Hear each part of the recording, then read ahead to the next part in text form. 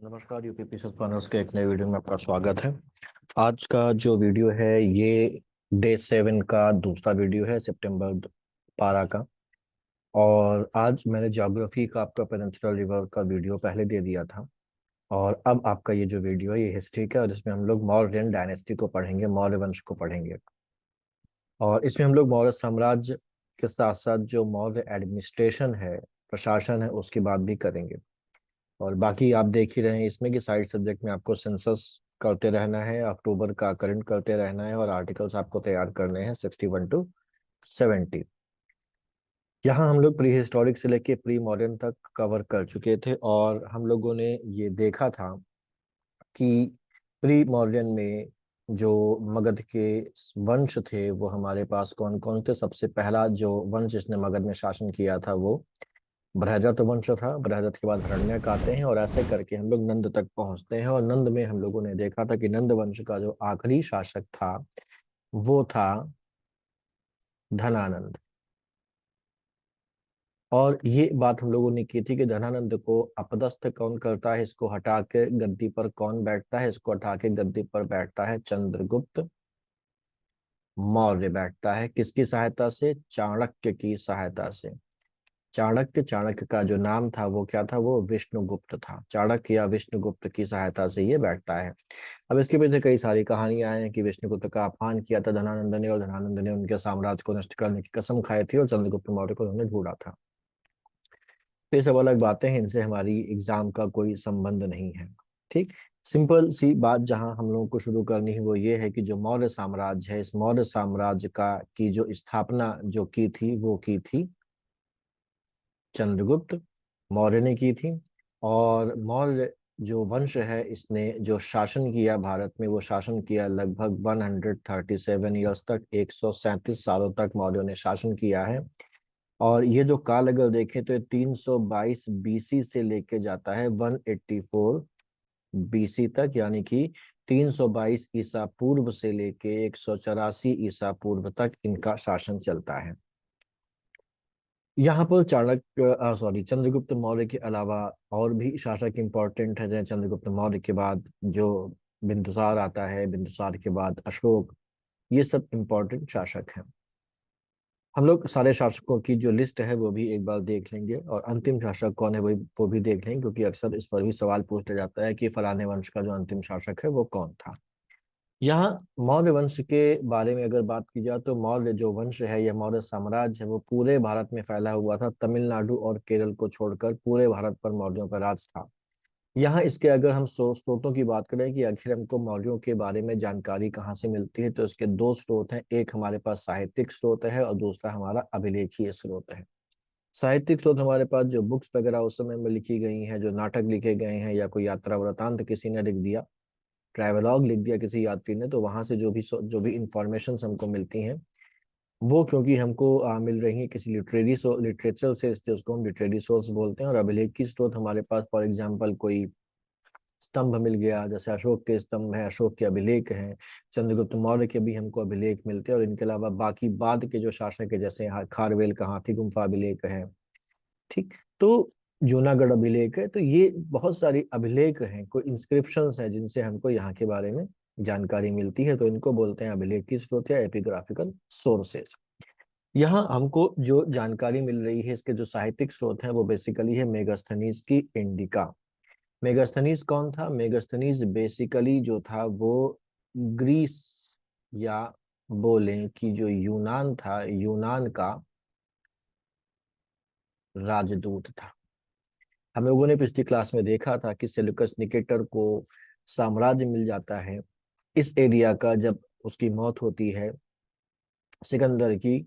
और यहाँ पर चंद्रगुप्त मौर्य और सेल्यूकस निकेटर का युद्ध होता है, जिसमें कई सारी शर्तें होती हैं, और उस शर्तों के अंतर्गत वो कुछ इलाके जो हैं वो इलाके चंद्रगुप्त मौर्य को दे देता है। हम लोग उसके नाम देखेंगे अभी। अपनी बेटी हेलेना का विवाह चंद्रगुप्त मौर्य से कर देता है, और वहां से अपना एक राजदूत भी वो चंद्रगुप्त मौर्य के पास भेजता है, जिसका नाम होता है मेगास्थनीज। और मेगास्थनीज जब भारत आता है तो वो भारत की जो भी चीजें हैं उनको देखता है, अनुभव करता है, और अपने उन्हीं अनुभवों के आधार पर, जितने समय वो भारत में रहा उनके आधार पर वो एक यात्रा वृतांत लिखता है भारत के बारे में, जिसका नाम होता है इंडिका। ठीक है। तो ये कौन था? चंद्रगुप्त मौर्य के दरबार में ग्रीक राजदूत था जिसे सेल्यूकस निकेटर ने भेजा था। तो ये जो इंडिका है मेगास्थनीज की, ये क्योंकि वो स्वयं वहां पर प्रत्यक्ष उसने इन चीजों को देखा था और उसने उनको एज इट इज इंडिका में लिखा है, तो ये एक प्रामाणिक सोर्स माना जाता है मौर्य वंश के बारे में, खासतौर से चंद्रगुप्त मौर्य के काल के बारे में। यहाँ पर एक चाणक्य का नाम हम लोगों ने लिया था। चाणक्य खुद भी इस समय मौजूद थे, समकालीन व्यक्ति थे, और चंद्रगुप्त मौर्य के को जो सत्ता मिल रही है वो सत्ता, और सत्ता मिलने के बाद उसका जो विस्तार वो करते हैं, और बात की जितना भी वो है उस उन सभी चीजों को चाणक्य प्रत्यक्ष देख रहे थे और ये बेसिकली कंट्रोल कर रहे थे।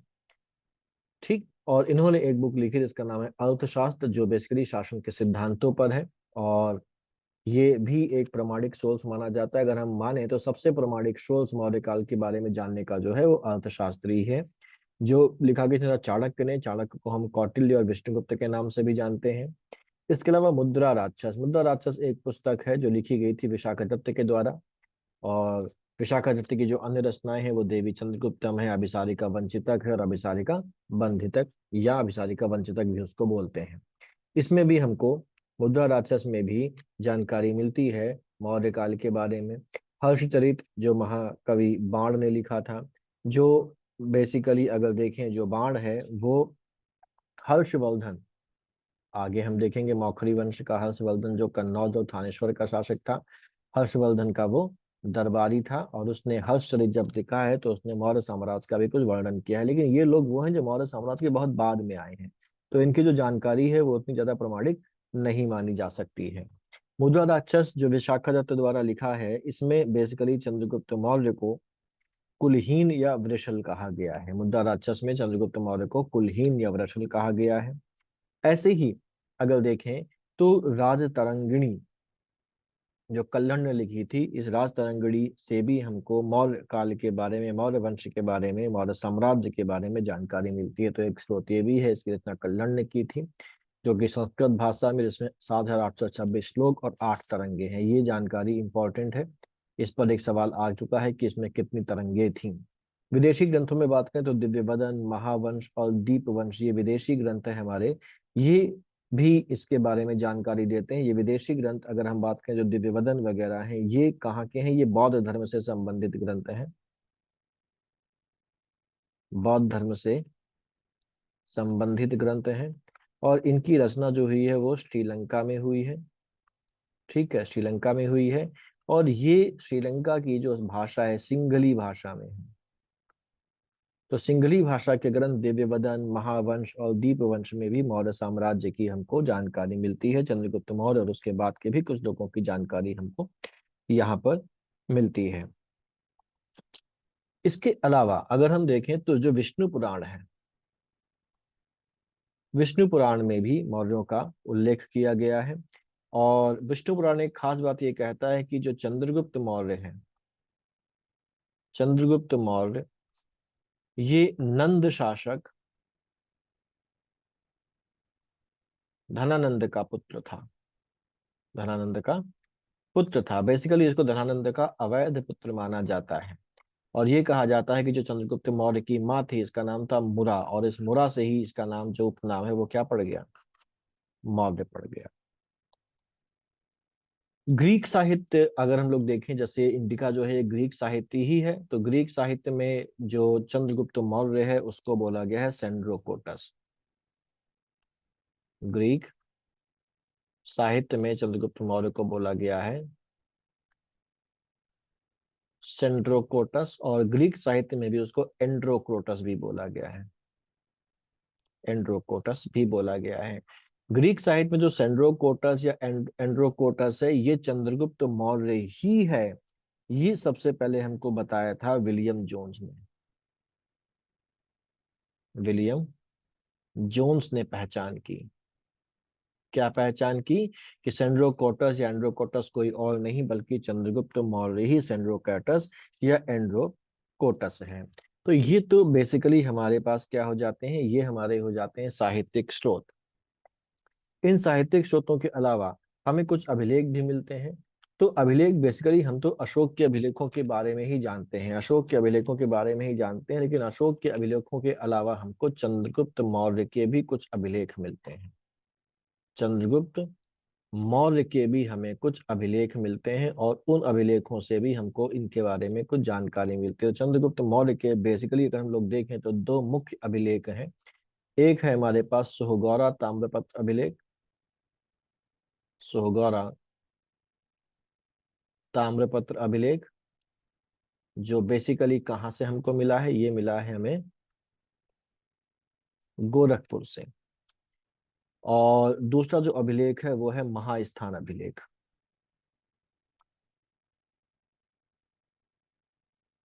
महास्थान अभिलेख ये कहाँ से मिला है, ये महास्थान अभिलेख मिला है बोगरा से। बोगरा से मिला है, और बोगरा कहाँ पर है, बोगरा आज के बांग्लादेश में है। बोगरा आज के बांग्लादेश में है। इन दोनों ही अभिलेखों की, चाहे वो सोहगौरा अभिलेख हो चाहे वो महास्थान अभिलेख हो, इन दोनों की जो भाषा है वो भाषा कौन सी है, वो भाषा है प्राकृत। और दोनों की ही जो लिपि है, जो स्क्रिप्ट है, वो स्क्रिप्ट कौन सी है, दोनों को ही ब्राह्मी लिपि में लिखा गया है। ब्राह्मी स्क्रिप्ट में दोनों को ही लिखा गया है। सोगरा अभिलेख इसलिए भी इम्पोर्टेंट है क्योंकि इसमें लिखा गया है, जैसे हम लोग जानते हैं चंद्रगुप्त मौर्य के काल में एक बड़ा भीषण अकाल पड़ा था। तो सोगरा ताम्रपत्र अभिलेख में ये उल्लेख है कि उस अकाल में यहाँ पर जो अन्नागार थे, उन अन्नागारों में जो अनाज है, राजकीय अन्नागार से, वो जनता को देने के लिए इस ताम्रपत्र में कहा गया था। और सत्तू को बंटवाने का भी उल्लेख यहाँ पर मिलता है। जो सोहगौरा ताम्रपत्र अभिलेख है, इसकी जो खोज हुई थी वो 1893 में इसकी खोज की गई थी गोरखपुर से। चंद्रगुप्त मौर्य के बारे में अगर हम लोग देखें तो यहाँ पर ये जो शिलालेख है अशोक के, इसको हम लोग अभी बाद में देखेंगे जब अशोक की बात करेंगे। फिलहाल यहाँ पर हम लोग चंद्रगुप्त मौर्य के बारे में बात कर लेते हैं। और चंद्रगुप्त मौर्य की बात अगर करें तो चंद्रगुप्त मौर्य ने चाणक्य की सहायता से अंतिम नंद शासक धनानंद को पराजित कर, धनानंद भी मिलता है, घनानंद भी मिलता है, घनानंद को पराजित करके मगध पर अधिकार किया और मौर्य वंश की स्थापना की। कुछ स्रोत हैं जो यही बताते हैं कि यहाँ पर धनानंद की मौत हो जाती है, मार देता है चंद्रगुप्त मौर्य। कुछ कहते हैं कि मारता नहीं है, बाद में वो अपनी मौत ही मरता है। चंद्रगुप्त ने यूनानी शासक सेल्यूकस निकेटर को पराजित किया था। और इस युद्ध का वर्णन जो है वो ग्रीक इतिहासकार एपियानस ने किया है। इस युद्ध में चंद्रगुप्त मौर्य ने जब सेल्यूकस निकेटर को पराजित किया तो उनके बीच में एक संधि होती है, और उस संधि की शर्तों के अधीन यहाँ पर चंद्रगुप्त मौर्य सेल्यूकस निकेटर की पुत्री हेलेना से विवाह करता है। और जो सेल्यूकस निकेटर है वो चंद्रगुप्त मौर्य को उपहार या दहेज में कुछ इलाके देता है। जो इलाके कौन कौन से हैं, इलाकों का नाम है एरिया, जिसको हेरात बोला जाता है, अराकोसिया जिसे अस्कंधार के नाम से जाना जाता है, जुड्रोसिया और पेरोपनेसाडाई, ये काबुल के इलाके दिए। तो ये इलाके, एक, दो, तीन, चार, मुख्यतः ये चार इलाके जो है वो इनको देता है। और हम लोगों ने पिछली क्लास में भी बात की थी जब हम लोग जैनों के बारे में पढ़ रहे थे कि चंद्रगुप्त मौर्य के समय 12 साल का एक अकाल पड़ता है। और यहाँ पर जो चंद्रगुप्त मौर्य है, उस अकाल के दौरान जब 12 साल बीत जाते हैं तो उस अकाल के दौरान अपना जो भी राजपाट है वो सब अपना खत्म कर देता है, यानी कि अपना पद त्याग देता है। और अपने उत्तराधिकारी को, जो कि बिंदुसार है, उसको राजपाट सौंप के वो एक जैन जो भिक्षु होते हैं, जो जैन संघ के प्रमुख होते हैं, भद्रबाहु के साथ श्रवण बेलागोला चला जाता है। और श्रवण बेलागोला में सल्लेखना द्वारा प्राण त्याग देता है। सल्लेखना क्या होती है, जैनों में एक प्रथा मिलती है सल्लेखना। सल्लेखना बेसिकली, सल्लेखना में जिस जो जैन भिक्षु होते हैं, जैन अनुयायी होते हैं, उनको जब लगता है कि जीवन का अंत समीप आ गया है तो वो उपवास करना शुरू कर देते हैं, अन्न जल सब छोड़ देते हैं। और अन्न जल छोड़ने के बाद वो अपने प्राण त्याग देते हैं, प्राण त्याग देते हैं। इसी को सल्लेखना कहा जाता है और इसी को बोला जाता है संथारा। ठीक है, इसी को संथारा बोला जाता है। जो दिगंबर होते हैं वो सल्लेखना बोलते हैं, और जो श्वेतांबर होते हैं उनके द्वारा इसको संथारा बोला जाता है।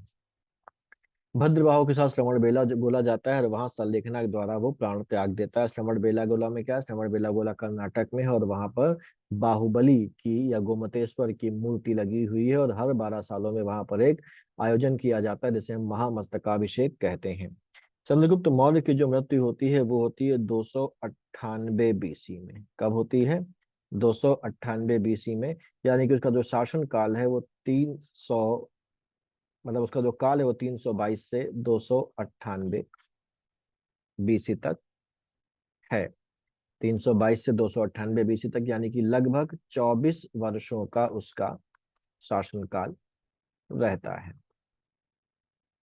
चंद्रगुप्त मौर्य ने अपनी सेना में बहुत से अलग अलग प्रकार के लोगों को शामिल करके रखा था, और उसमें किसान भी थे, उसमें चोर भी थे, उसमें जो उचक्के होते हैं उसको भी उसने अपनी सेना में शामिल कर लिया था। और इसीलिए जो ग्रीक इतिहासकार हैं, एक ग्रीक इतिहासकार एक जस्टिन है, जस्टिन ने इसीलिए चंद्रगुप्त मौर्य की चंद्रगुप्त मौर्य की सेना को डाकुओं का गिरोह कहा है। डाकुओं का गिरोह कहा है। चंद्रगुप्त मौर्य के बाद जो आगे जानकारी हमारे पास है, चंद्रगुप्त मौर्य ने दक्षिण पर विजय प्राप्त की थी, और विजय की जो जानकारी है वो तमिल ग्रंथों अहनानूर और मुर्नानूर से मिलती है। और अशी एक जगह है, वहां पर कुछ अभिलेख मिले हैं, जिन अभिलेखों से हमको ये जानकारी मिलती है कि चंद्रगुप्त मौर्य ने भी दक्षिण पर विजय प्राप्त की थी। चंद्रगुप्त मौर्य ने बंगाल पर भी विजय प्राप्त की थी, और बंगाल के बोगरा से हमको महास्थान अभिलेख मिला है। जाहिर सी बात है, जहां पर किसी व्यक्ति का राज होगा, जहां पर किसी व्यक्ति का शासन होगा, वहीं पर वो अभिलेख लगवाता है। तो ये महास्थान अभिलेख हमको बांग्लादेश के आज का बांग्लादेश और तब का बंगाल के बोगरा से मिला हुआ है। और क्योंकि यहाँ से हमको अभिलेख मिला है, इसलिए हम ये मानते हैं कि चंद्रगुप्त ने बंगाल की विजय भी की थी। और चंद्रगुप्त का जो साम्राज्य है वो बड़ा विशाल साम्राज्य था, और वो ईरान से लेके बंगाल तक और उत्तर में कश्मीर से लेके मैसूर तक फैला हुआ था। केवल केरल और तमिलनाडु के दो इलाके ऐसे थे जहां पर इसने शासन नहीं किया था, अधिकार नहीं किया था, क्योंकि वहां पर चोल, चेद और पांड्यों का शासन था। चंद्रगुप्त का महल लकड़ी का बना हुआ था। और अगर हम लोग देखें तो यहाँ पर जितने भी मौर्य वंश में, मौर्य काल में जितने भी जो ये इमारतें होती हैं, उन इमारतों को बनाने में मुख्यतः लकड़ी का प्रयोग किया जाता था। और इसीलिए कहा जाता है कि जो मौर्य थे वो अग्नि से सबसे ज्यादा घबराते थे, क्योंकि जब सब कुछ लकड़ी का बना हुआ है तो आग अगर थोड़ी सी भी लगेगी तो सब जलकर खाक हो जाएगा। और यहाँ पर रुद्रदामन का एक जूनागढ़ अभिलेख हमको मिलता है, जहाँ पर आनर्त और सौराष्ट्र प्रदेश, जो आज का गुजरात का इलाका है, वहां पर चंद्रगुप्त मौर्य के प्रांतीय राज्यपाल पुष्यगुप्त द्वारा सिंचाई के लिए बांध के निर्माण का प्रमाण मिलता है, जो साबित करता है कि पश्चिमी भारत का यह भाग मौर्य साम्राज्य में शामिल था। ठीक। यहाँ पर चंद्रगुप्त मौर्य के द्वारा एक झील भी बनवाई गई थी, जिस झील का नाम क्या था? जिस झील का नाम था सुदर्शन झील। और जैसे हम लोगों ने बात की कि चंद्रगुप्त के शासनकाल के अंतिम वर्षों में 12 वर्षों का भयानक अकाल पड़ा था, तो वो चीज यहाँ पर कवर हो जाती है। तो ये बेसिकली चंद्रगुप्त मौर्य था, और उससे संबंधित जो सबसे इंपॉर्टेंट बातें हैं वो।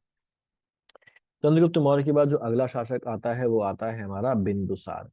बिंदुसार चंद्रगुप्त मौर्य का पुत्र था, और बिंदुसार को बेसिकली बोला जाए तो वायु पुराण में इसको मद्रसार या भद्रसार कहा गया है। किसमें कहा गया है? वायु पुराण में इसको भद्रसार या मद्रसार कहा गया है। और जो जैन ग्रंथ हमको मिलते हैं, उन जैन ग्रंथों में इसको सिंहसेन कहा गया है। सिंहसेन कहा गया है। ठीक। और एक और ग्रंथ है जिसका नाम है महाभाष्य। महाभाष्य जो लिखा है किसने? पतंजलि ने। तो पतंजलि के महाभाष्य में बिंदुसार को बोला गया है अमित्र घात। बिंदुसार को अमित्र घात बोला गया है।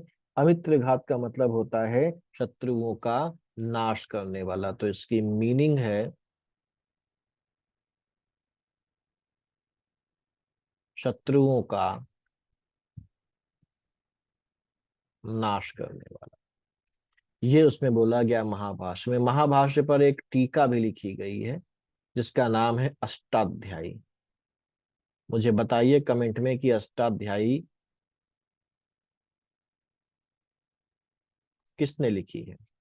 महाभाष्य पर एक टीका है अष्टाध्यायी, और मुझे बताइए कि अष्टाध्यायी किसने लिखी है। अब यहाँ एक चीज और देख लें कि बिंदुसार के समय, बिंदुसार के कई सारे पुत्र होते हैं। 101 पुत्र बिंदुसार के होते हैं। और बिंदुसार के समय तक्षशिला में विद्रोह होता है। तक्षशिला में विद्रोह होता है। इसका जो सबसे बड़ा पुत्र होता है जिसका नाम होता है सुसीम। सुसीम राज्यपाल होता है, गवर्नर होता है, कहाँ का? तक्षशिला का। और इसका एक और पुत्र होता है जिसका नाम होता है अशोक। अशोक राज्यपाल होता है उज्जैन का। तो जब तक्षशिला में विद्रोह होता है और सुसीम उसको संभाल नहीं पाता, सुसीम उसका दमन नहीं कर पाता, तो बिंदुसार के द्वारा अशोक को तक्षशिला भेजा जाता है और वो तक्षशिला में विद्रोह का दमन करता है। अशोक के द्वारा इस विद्रोह का दमन करने के बाद जब अशोक वापस लौट आता है तो कुछ समय के बाद तक्षशिला में दोबारा से विद्रोह होता है और इस बार सुसीम को उस विद्रोह का दमन करने के लिए भेजा जाता है। बिंदुसार के दरबार में दो ग्रीक राजदूत भी थे जिनका नाम था डिमेकस और एक का नाम था हमारे पास डायनोसियस। ठीक है, दो राजदूत थे, एक डिमेकस था और डायनोसियस था। डिमेकस जो था बेसिकली वो सीरिया का जो था वो राजदूत था जिसको सीरिया के शासक एंटियोकस ने भेजा था। और डायोनीसियस जो था वो मिस्र का राजदूत था जिसको मिस्र के शासक टॉलेमी टू फिलाडेल्फस ने इसके दरबार में भेजा था। तो इनसे जाहिर होता है कि इन दोनों के साथ चंद्रगुप्त बिंदुसार जो था उसके मित्रवत संबंध रहे होंगे। ग्रीक ग्रंथों में भी बिंदुसार को अमित्रोचेट्स बोला गया है जिसका जो मतलब निकल के आता है वो अमित्र घात ही निकल के आता है। बिंदुसार के दरबार में एक ज्योतिषी भी था। बिंदुसार के दरबार में एक ज्योतिषी भी था जिसका नाम था पिंगलवत्स। पिंगलवत्स, इस पिंगलवत्स ने एक भविष्यवाणी की थी, एक भविष्यवाणी की थी कि जो अशोक है वो क्या बनेगा? अशोक सम्राट बनेगा। लेकिन यहाँ पर समस्या ये थी कि जो बिंदुसार था वो सुसीम को सबसे ज्यादा प्रेम करता था और वो सुसीम को अपना उत्तराधिकारी बनाना चाहता था। वो ये चाहता था कि जो सुसीम है वो गद्दी पर बैठे। बिंदुसार और बाकी सभी लोगों ने जो उसके हितैषी थे उन सभी ने कोशिश पूरी तरीके से की कि सुसीम उत्तराधिकारी के रूप में गद्दी पर बैठे और अशोक गद्दी पर ना बैठे, अशोक सम्राट ना बन सके। और इसकी वजह से अशोक को मारने के लिए उसको जहर तक दिया जाता है, लेकिन अशोक बच जाता है और अल्टीमेटली होता क्या है कि अशोक ही जो है वो सम्राट बनता है और इतिहास में अशोक महान के नाम से जाना जाता है। अशोक की बात अगर करें तो ये सबसे इंपॉर्टेंट चंद्रगुप्त मौर्य के बाद या चंद्रगुप्त मौर्य से भी ज्यादा इंपॉर्टेंट शासक है और इसको हम अशोक महान के नाम से जानते हैं। अशोक को चंड अशोक भी कहा जाता है क्योंकि ये बहुत क्रूर था, बहुत ज्यादा ही क्रूर था ये अशोक। क्रूरता की हद ये थी कि इसकी 500 रानियां थी और उन 500 रानियों में से किसी एक ने अशोक को एक बार क्रूप बोल दिया था, बदसूरत बोल दिया था। तो उसने उस एक रानी के बदसूरत बोलने की वजह से उन सभी 500 रानियों को जिंदा जलवा दिया था। उसकी इन्हीं क्रूरताओं की वजह से उसको चंड अशोक कहा जाता था। हालांकि कलिंग युद्ध के बाद उसका जो हृदय है वो परिवर्तित हो जाता है और वो अशोक जो अपनी क्रूरता के लिए विख्यात था अब वह बौद्ध धर्म में आकर दयालु और महानता की ओर बढ़ जाता है। अशोक का जो जन्म हुआ था वो हुआ था पाटलिपुत्र में। पाटलिपुत्र में 304 बीसी में अशोक का जन्म माना जाता है। अशोक की माता का नाम था शुभदांगी, शुभद्रांगी। और इन्हीं को धम्मा के नाम से भी जाना जाता है और इन्हीं को जनपद कल्याणी के नाम से भी जाना जाता है। तो अशोक की माँ का नाम शुभद्रांगी था, ठीक। और इन्हीं को धम्मा और जनपद कल्याणी के नाम से भी जाना जाता है। अशोक गद्दी को पाने के लिए अपने 100 में से 99 भाइयों की हत्या कर देता है। सबसे छोटा भाई जो विट अशोक है, जो टिस्सा है, जिसको टिस्सा भी बोला जाता है, उसकी वो हत्या नहीं करता है। और जो टिस्सा है बाद में क्या बन जाता है? भिक्षु बन जाता है। ठीक है, टिस्सू टिस्सा जो बाद में है वो भिक्षु बन जाता है। अब यहाँ एक बात ध्यान रखें कि अशोक सिंहासन में प्राप्ति के लिए अपने सभी भाइयों की हत्या कर देता है। हत्या करते हुए वो 273 बीसी में गद्दी पर बैठता है। लेकिन 273 बीसी में गद्दी पर बैठने के बाद भी वो 4 वर्षों तक अपना औपचारिक राज्याभिषेक नहीं करवाता। राज्याभिषेक नहीं करवाता। वो राज्याभिषेक कब करवाता है? अशोक राज्याभिषेक करवाता है अपना 269 BC में गद्दी पर बैठने के 4 सालों के बाद वो राज्याभिषेक करवाता है, जब वो अपनी गद्दी और अपने सिंहासन के रास्ते में आने वाले सभी अवरोधों को दूर कर देता है, सभी भाइयों को मार देता है, सभी जो उसको चुनौती दे सकते थे उनको समाप्त कर देता है। उसके बाद वो करता है, वो उसको क्या करता है, अपना राज्याभिषेक करवाता है। अशोक ने बेसिकली क्या किया था, अशोक ने एक पटना में एक जगह बनवाई थी जिसका नाम था नरक द्वार। पटना में एक जगह बनवाई थी जिसका नाम था नरक द्वार। और जैसा मैंने बताया कि अशोक बहुत क्रूर था, तो वो नरक द्वार का इस्तेमाल क्या करता था, अपने विरोधियों को पकड़कर यातना देने के लिए इस जगह का उसने निर्माण करवाया था।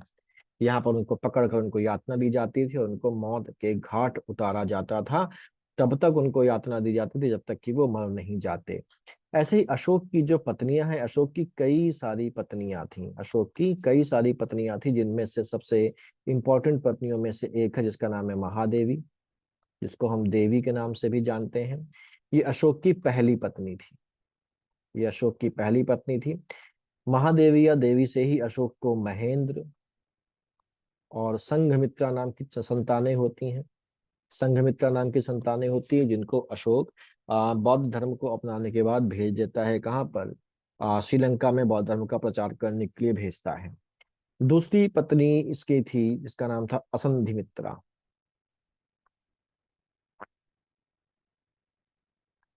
असंधिमित्रा था। तीसरी पत्नी थी जिसका नाम था तिष्यरक्षिता, तिष्यरक्षिता। तिष्यरक्षिता बौद्ध धर्म की विरोधी थी। चौथी पत्नी थी पद्मावती। पद्मावती से इनका जो पुत्र था वो था कुणाल, जो अशोक के बाद शासक बनता है। लेकिन कुणाल को जो तिष्यरक्षिता है अंधा करवा देती है।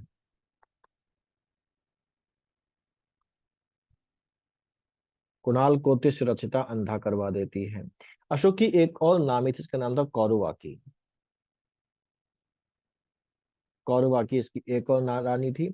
और जितनी भी रानियां हैं उनमें से किसी का भी नाम अशोक के किसी भी अभिलेख में नहीं मिलता। केवल कौरवाकी को छोड़ के इसका जो नाम है वो अभिलेख में मिलता है। तो अशोक की केवल एक ही रानी का नाम अभिलेख में मिलता है जिसका नाम है कौरवाकी। ठीक। अशोक के जीवन की सबसे इंपॉर्टेंट घटना की अगर बात करें तो अशोक के जीवन के सबसे इंपॉर्टेंट घटना है कलिंग युद्ध, जो कि बेसिकली होता है 261 बीसी में, जो कि बेसिकली 261 बीसी में होता है। 269 में उसने राज्याभिषेक किया था, तो 8 वर्ष बाद होता है, या हम बोल सकते हैं कि 9वें वर्ष होता है। राज्याभिषेक के बाद के 9वें वर्ष या 8 वर्ष बाद कलिंग युद्ध होता है। और इस युद्ध में लगभग 1 लाख लोग मारे जाते हैं, 1 लाख लोग मारे जाते हैं। जब अशोक ने कलिंग पर आक्रमण किया था तो उस समय जो कलिंग की राजधानी थी वो राजधानी थी तोसली। तोसली कलिंग की राजधानी थी। ये माना जाता है कि अशोक ने अपने पूरे जीवन काल में एक ही युद्ध किया था, राजा के रूप में, सम्राट के रूप में एक ही युद्ध किया था, और वो युद्ध कलिंग का था। इसके पहले उसने सम्राट के रूप में किसी युद्ध में पार्टिसिपेट नहीं किया था, और ना ही इसके बाद किसी युद्ध में वो पार्टिसिपेट करता, क्योंकि इसके बाद की बात तो सीधी सी हो गई कि वो तो फिर युद्ध से तौबा कर लेता है। ठीक है, युद्ध को छोड़ देता है। कलिंग युद्ध के बारे में जो भी जानकारी मिलती है वो अशोक के 13वें अभिलेख में मिलती है। कलिंग युद्ध के बारे में जानकारी किससे मिलती है, अशोक के 13वें अभिलेख में मिलती है, या सीधे बोलने अशोक के 13वें बृहद शिलालेख से हमको इसके कलिंग युद्ध के बारे में जानकारी मिलती है। और ये जानकारी भी मिलती है कि उस युद्ध में लगभग 1 लाख लोग मारे गए थे। और इस युद्ध में जो भी रक्तपात हुआ था, उस रक्तपात से अशोक इतना व्यथित हो जाता है कि वह अब कभी भी युद्ध ना करने का प्रण कर लेता है, युद्ध नहीं करता। लेकिन अब वो कलिंग के युद्ध से व्यथित हो गया, कलिंग के युद्ध में लोगों के मरने से, उनकी जनहानि से व्यथित हो जाता है, लेकिन इसके बावजूद भी वो कलिंग को नहीं छोड़ता, वो कलिंग को अपने राज्य में मिला लेता है और कलिंग को अपने राज्य का एक प्रांत बना लेता है। ठीक। और जब वो कलिंग को अपने राज्य का एक प्रांत बनाता है तो कलिंग की दो राजधानियां वो स्थापित करता है। कलिंग की दो राजधानियां स्थापित करता है। एक राजधानी होती है वही पुरानी तोसली, और वो दूसरी राजधानी बनाता है समापा को। ठीक। तो ये कलिंग उसका अगला प्रांत बन जाता है। बेसिकली अगर बोले तो पांचवा प्रांत बन जाता है। इसके पहले चार प्रांत होते हैं मौर्य साम्राज्य में, और यहाँ पर अब ये कलिंग पांचवा प्रांत है जिसकी राजधानी तोसली या समापा होती है। ठीक है। तोसली और समापा, या समापा नहीं। इसके अलावा जो अशोक है, अच्छा एक चीज यहाँ पर और इसको पहले कवर कर लेते हैं कि प्लिनी के हाथी गुम्फा वो जो अभिलेख है, खारवेल का हाथी गुम्फा अभिलेख, चेदी वंश के शासक खारवेल का जो हाथी गुम्फा अभिलेख है, उसके अनुसार उस समय कलिंग पर नंदराज नाम का राजा शासन कर रहा था। और प्लिनी के अनुसार अशोक ने कलिंग पर इसलिए आक्रमण किया था क्योंकि कलिंग व्यापार और वाणिज्य के लिए महत्वपूर्ण था। चाणक्य ने जबकि अपने अर्थशास्त्र में लिखा कि कलिंग हाथियों के लिए प्रसिद्ध था और इन्हीं हाथियों को प्राप्त करने के लिए अशोक ने कलिंग पर आक्रमण किया था।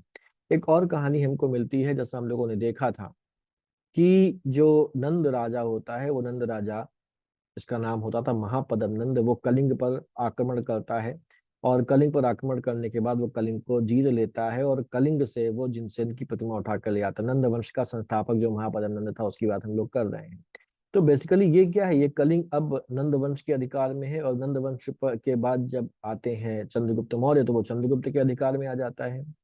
लेकिन अब यहाँ पर बीच में क्या होता है, कलिंग अपने आप को इंडिपेंडेंट घोषित कर देता है, स्वतंत्र घोषित कर देता है। तो इसको अशोक क्या करता है, अशोक अपने ईगो पर ले लेता है और दोबारा से उसको प्राप्त करने के लिए हमला कर देता है। एक जो हमको मिलता है, एक जो इसका डायमेंशन कि आखिरकार हमला क्यों किया, वो ये कि ये भी मिलता है।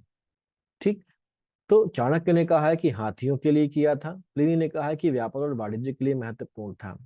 कलिंग युद्ध के बाद अशोक ने कभी भी युद्ध न करने का निश्चय लिया। और यहाँ पर यह कहा जाता है कि दीपवंश और महावंश, जो कि सिंघली जो बौद्ध ग्रंथ हैं, श्रीलंका के बौद्ध ग्रंथ है, उनके अनुसार शासन के चौथे वर्ष निग्रोध नामक बौद्ध भिक्षु ने अशोक को बौद्ध धर्म में दीक्षित किया था। और बाद में मोगली पुत्र टिस्स के प्रभाव में जो अशोक है वो पूर्ण रूप में बुद्ध बन गया। ठीक। तो ये बेसिकली यहाँ पर ये बात आती है। आगे और देखा जाए तो यहाँ पर पहले कुछ चीजें और देख लेते हैं। अशोक मौर्य साम्राज्य में जो था वो जम्मू कश्मीर का इलाका भी शामिल था, और यहाँ पर अशोक झेलम नदी के किनारे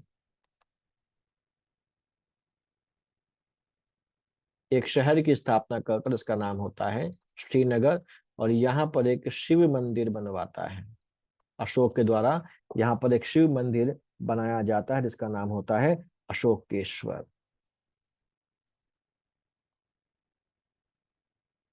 अशोकेश्वर नाम का शिव मंदिर बनाया जाता है। इतिहासकार ये मानते हैं कि अशोक बौद्ध धर्म के पहले शिव की उपासना करता था, शिव का अनुयायी था।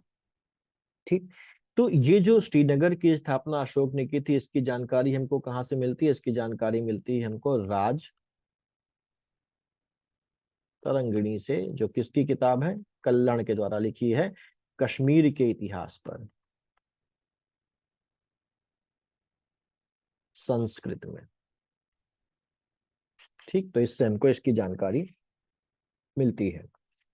यहाँ अशोक जो है वो, उसके जो स्वभाव है उसमें बदलाव आ जाता है कलिंग युद्ध के बाद, और अशोक अब पूर्ण रूपेण मोगली पुत्रटिस के प्रभाव से बौद्ध बन जाता है। जबकि दिव्यवदान कहता है कि उसे जो दीक्षित किया था वो किसने किया था, उपगुप्त ने किया था।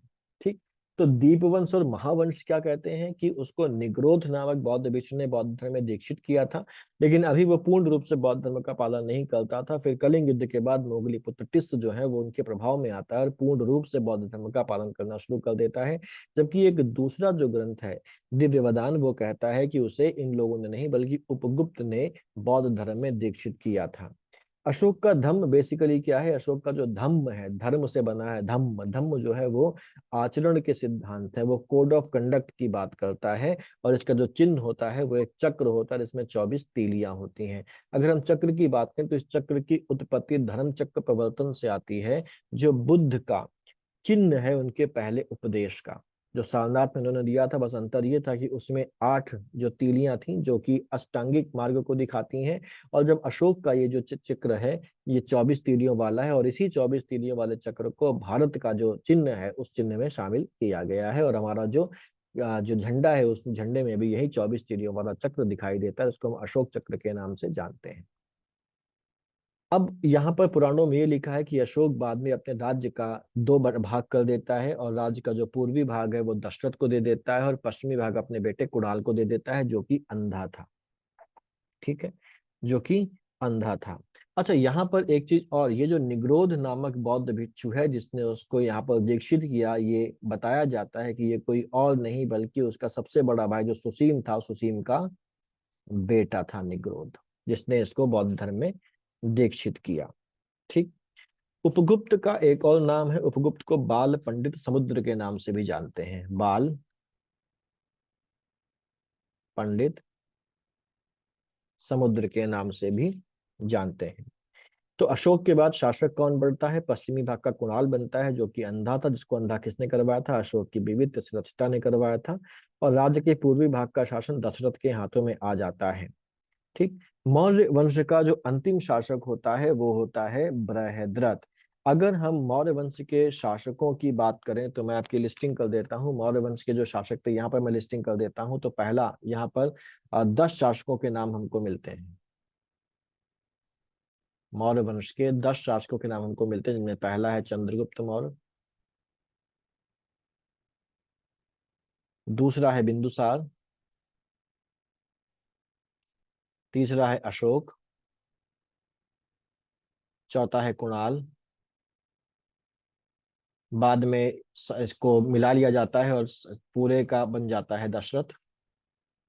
जो पूर्व और पश्चिमी विभाजन था कुणाल, और उसमें बांट दिया जाता है। तो अब बाद में कुणाल के बाद उसको मर्ज कर दिया जाता है और दशरथ उस पूरे का हो जाता है। छठा है हमारे पास संप्रति। कुछ किताबों में लिखा है कि इसका जो दोबारा से मिला लिया गया दोनों भागों को, वो संप्रति द्वारा किया गया था।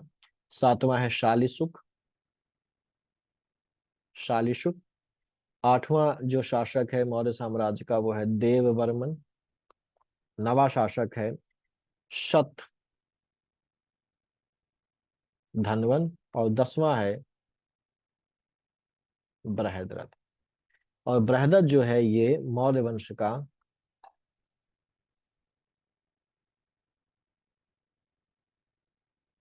अंतिम शासक था।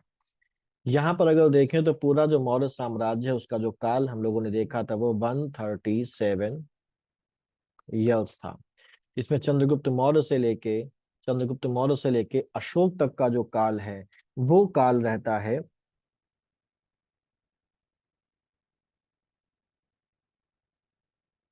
87 ईयर्स का। और कुणाल से लेके बृहदत्त का जो काल है वो केवल 50 सालों का रहता है। ठीक।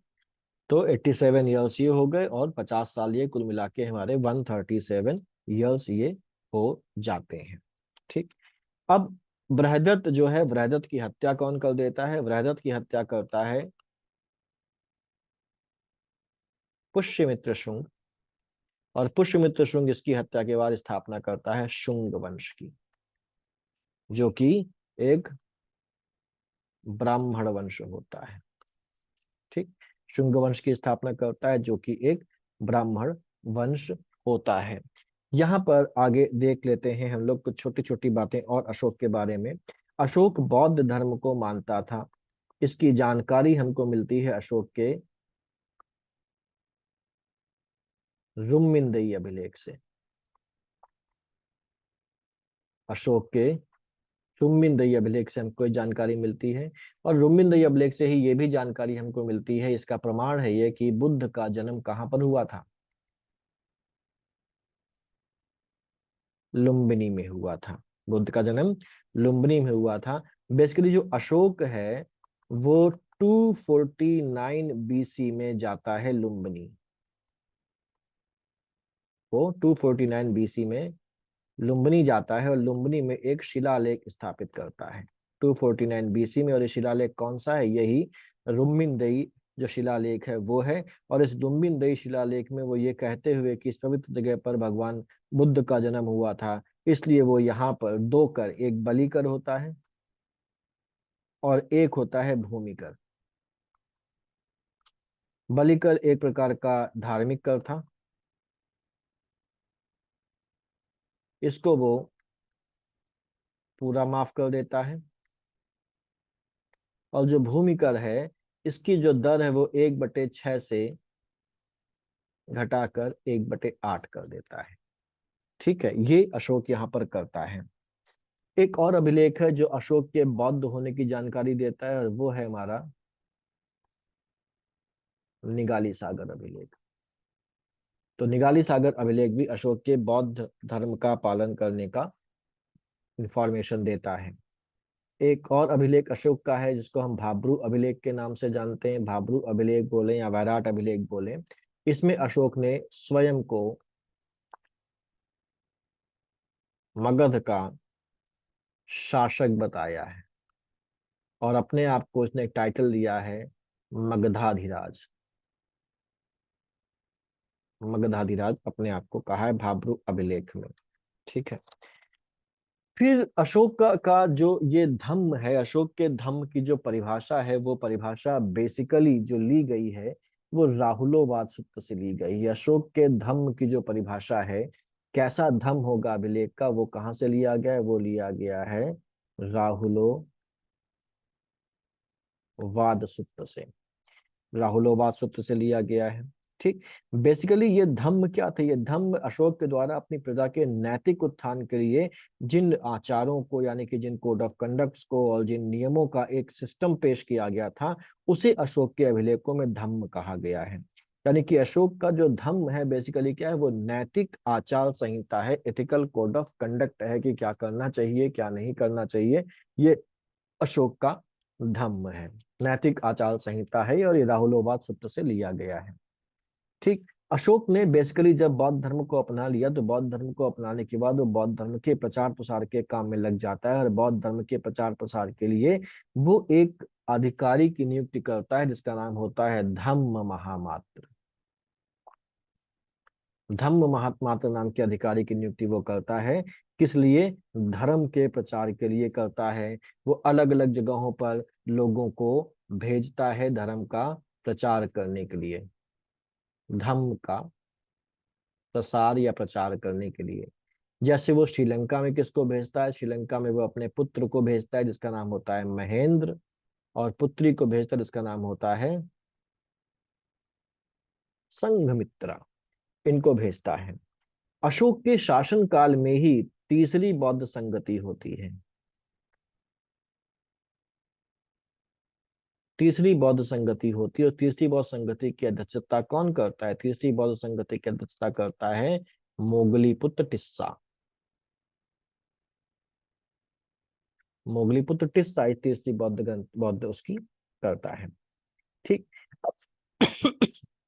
अशोक के अभिलेखों को अगर हम लोग देखें, तो अशोक के जो ये अभिलेख हैं, ये हम लोग अब देख लेते हैं अशोक के अभिलेख। अशोक के जो अभिलेख हैं उनको हम बेसिकली तीन कैटेगरी में बांट सकते हैं। पहले है शिलालेख, दूसरे हैं स्तंभ लेख, और तीसरे हैं गुफालेख। शिलालेख कौन से हैं, वो अभिलेख जो शिलाओं पर लिखवा के कहीं पर लगवा दिए गए हैं, वो शिलालेख हैं। जो गुफाओं की दीवारों पर लगाए गए हैं उनको हम गुफालेख बोलते हैं, उत्कीर्ण कर दिए गए हैं। और जो खंभों पर लगा के गाड़ दिए गए हैं वो पिलर एडिक्ट हमारे कहलाते हैं, स्तंभ लेख कहलाते हैं। जो शिलालेख है उनको भी दो पार्ट में बांटा जाता है। जो बड़े शिलालेख है उनको मेजर रॉक एडिक्ट्स कहा जाता है, और जो छोटे हैं उनको माइनर रॉक एडिक्ट्स या लघु शिलालेख कहा जाता है। जो बृहद शिलालेख है उनकी कुल संख्या कितनी है, बृहद शिलालेखों की संख्या है 14, और ये 10 स्थानों से हमको मिले हैं। 10 स्थानों से हमको ये शिलालेख मिले हैं। ये 10 जो शिलालेख हैं, बृहद शिलालेख 10 स्थानों से, 14 बृहद शिलालेख हैं जो 10 स्थानों से हमको मिले हैं। ये 10 जगहें कौन कौन सी हैं, तो ये 10 जगहें हमारे पास। पहली है शहबाजगढ़ी, जो बेसिकली पेशावर पाकिस्तान में है। इसकी जो खोज हुई थी वो 1836 में हुई थी, और ये खोज की थी जनरल कोर्ट ने। ठीक है। दूसरा जो अभिलेख है, शिलालेख है, वृहद शिलालेख, वो मनसेहरा से मिला है। दूसरी जगह मनसेहरा है जो पाकिस्तान में है ये भी। और इसकी खोज 1889 में हुई थी और इसकी खोज की थी कनिंघम ने। तीसरा स्थान जहां से मिले हैं वो है कांधार, जो कि अफगानिस्तान में है। चौथा है कालसी, जो देहरादून के पास है, उत्तराखंड में। पांचवा स्थान जहां से मिले हैं वो है गिरनार। गिरनार बेसिकली जूनागढ़, गुजरात में है। इसकी खोज की थी कर्नल टॉड ने और ये खोज हुई थी 1882 में, 1882 में। छठा स्थान सोपारा है। ये सोपारा ठाणे में है, जो कि महाराष्ट्र में है, जहां पर पहली ट्रेन चली थी 1853 में। सातवां धौली, धौली में है। धौली कहाँ पर है? धौली पुरी में है, उड़ीसा में। आठवां है स्थान जौगढ़। जौगढ़ है गंजम। गंजम कहाँ पर है? आज मैंने ज्योग्राफी क्लास में बताया है, रिवीजन क्लास में। गंजम कहाँ है? ऋषिकुल्या जो तट है उसको गंजम कोस्ट बोलते हैं, यानी कि उड़ीसा में। ठीक है। और नवा है इर्रागुड़ी। इर्रागुड़ी जो कुर्नूल,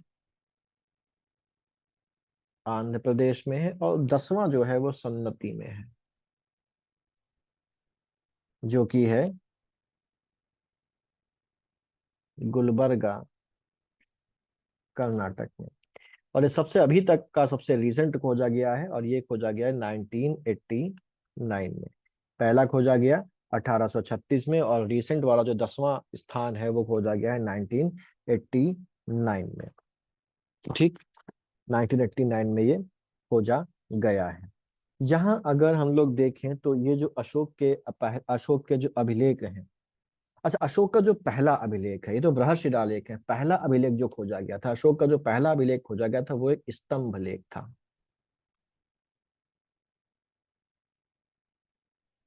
पहला जो अभिलेख खोजा गया था, ये तो कौन से हैं? ये तो बृहद शिलालेख है ना। अभिलेखों में कौन से हैं? ये बृहद शिलालेख हैं।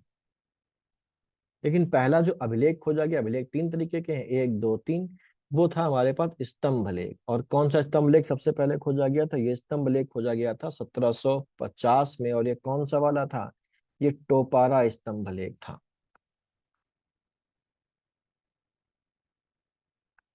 टोपारा स्तंभ लेख था जो दिल्ली मेरठ में है। और इसकी खोज की गई थी टीस हैलर के द्वारा। ठीक है। अशोक के अभिलेखों में सबसे ज्यादा जिस भाषा का इस्तेमाल हुआ है वो है ब्राह्मी लिपि में, प्राकृत भाषा का। ब्राह्मी लिपि में प्राकृत भाषा का। ब्राह्मी लिपि को सबसे पहले पढ़ा किसने? ब्राह्मी लिपि को पढ़ा था जेम्स प्रिंसेप ने 1837 में। और कहाँ से पढ़ा था? कौन सा अभिलेख पढ़ा था? टोपारा वाला स्तंभ लेख उसने पढ़ा था 1837 में। ठीक है। ये जो अभिलेख है इसमें अशोक का नाम नहीं था, बल्कि उसमें देवनामप्रिय उपाधि लिखी हुई थी। तो जेम्स प्रिंसेप उसको पहचान नहीं पाया, उसको लगा कि ये कोई श्रीलंका का राजा रहा होगा देवनामप्रिय का। बाद में जॉर्ज टर्नर नाम का एक अंग्रेज था, एक अंग्रेज जॉर्ज टर्नर था। इसने पहचान की कि ये जो देवनाम प्रिय है ये कोई श्रीलंका या बाहरी कोई राजा नहीं है, बल्कि ये जो अशोक है, अशोक की ही एक उपाधि देवनाम प्रिय है। ठीक है। मास्की अभिलेख है, उस पर अशोक का नाम लिखा हुआ मिलता है। और यहाँ पर हमको कुछ अभिलेख ऐसे हैं जो अलग अलग भाषाओं में भी मिलते हैं। जैसे अगर हम लोग देखें तो इन अभिलेखों में से कुछ अभिलेख ऐसे हैं जो केवल एक भाषा में लिखे मिलते हैं, कुछ अभिलेख ऐसे हैं जो एक से ज्यादा भाषाओं में मिलते हैं, कुछ अभिलेख ऐसे हैं जिनकी लिपि ब्राह्मी नहीं है, कोई और है। तो इसको हम लोग देख लेते हैं। अशोक के अभिलेखों की बात करें तो अशोक के जो अभिलेख हैं बेसिकली ये शाही आदेश हैं। क्या है? रॉयल ऑर्डर है, जिसमें वो अपनी जनता को, अपनी प्रजा को इंस्ट्रक्शंस दे रहा है। कुल जो अभिलेखों की संख्या है वो 182 है, और जो 47 प्लेसेस से हमको मिले हैं। और जैसा मैंने बताया कि जो अधिकांश हैं वो प्राकृत भाषा में है, जो कि इनकी राज्य की भाषा थी, और लिपि उनकी कौन सी है? ब्राह्मी। लेकिन दो स्थान ऐसे हैं, मनसेहरा और शहबाजगीर,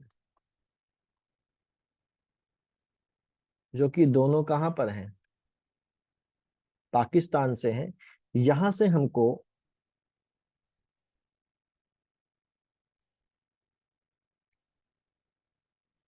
खरोष्टी लिपि, खरोष्टी लिपि में अभिलेख मिले हैं।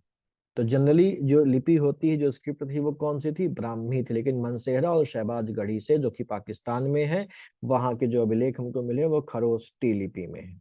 ठीक है, खरोष्टी लिपि में है। और शरेकुना अफगानिस्तान, शरेकुना जो कि अफगानिस्तान में है, यहाँ पर एक अभिलेख हमको मिला है जो द्विभाषी है, दो भाषाओं में है। और ये दो भाषाएं कौन सी हैं? ग्रीक और अरेमिक। तो ये एक खास बात है। ठीक। एक अभिलेख हमको मिला है तक्षशिला और लंघमान से, जो अरेमिक भाषा में है। ठीक। तो अगर हम लोग देखें तो अशोक के जो अभिलेख हैं उनमें टोटल जो लैंग्वेजेस हैं वो कितनी इस्तेमाल की गई? टोटल लैंग्वेजेस तीन हैं, प्राकृत, ग्रीक और अरेमिक। और जो लिपियां इस्तेमाल करी गई हैं, जो स्क्रिप्ट्स हैं, स्क्रिप्ट इस्तेमाल करी गई हैं चार। कौन कौन सी? ब्राह्मी, यहाँ पर खरोष्टी मिली है। ठीक। ये जो ग्रीक वाला है, इसकी लिपि भी कौन सी होगी? इसकी लिपि ग्रीक होगी। और अरेमिक वाला जो है, उसकी लिपि भी कैसी है?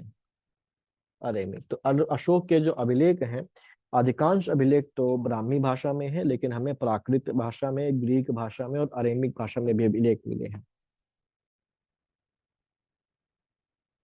ठीक है। हाँ, जो मतलब भाषा है वो प्राकृत है, लेकिन हमको ग्रीक और अरेमिक में भी मिले हैं। जो ग्रीक का है वो हमें मिला है शरेकोना अफगानिस्तान से, जो दो भाषाओं में है, ग्रीक और अरेमिक दोनों में।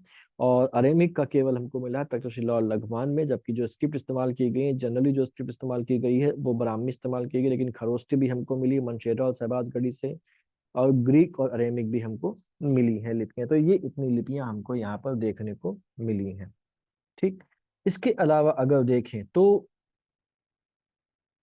कुछ अभिलेख ऐसे हैं, चार अभिलेख ऐसे हैं जिनमें अशोक ने अपना नाम लिखा है। केवल चार अभिलेख हैं जिन पर अशोक ने अपना नाम लिखा है। ये चार अभिलेख हमें कहाँ कहाँ से मिले हैं? एक मिला है मिस्की से, एक मिला है उदय गोलन से,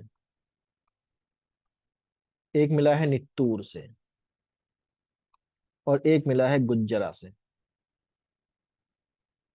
इनमें से मिस्की, उदय गोलन और नित्तूर ये कर्नाटक में है, और जो गुज्जरा है ये हमारा मध्य प्रदेश में दतिया में है, मध्य प्रदेश में दतिया में है।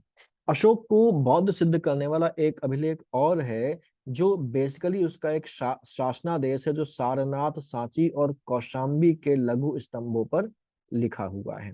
ठीक है, लघु स्तंभों पर लिखा हुआ है। अब यहाँ पर अगर हम लोग देखें तो जो अशोक के शिलालेख हैं वो बृहद शिलालेख हैं, वो कौन कौन से हैं और वो में क्या क्या बातें कही गई हैं। तो अशोक के जो शिलालेख हैं वो, शिलालेख नंबर 1 में वो क्या करता है? समाज या उत्सव के निषेध की बात करता है।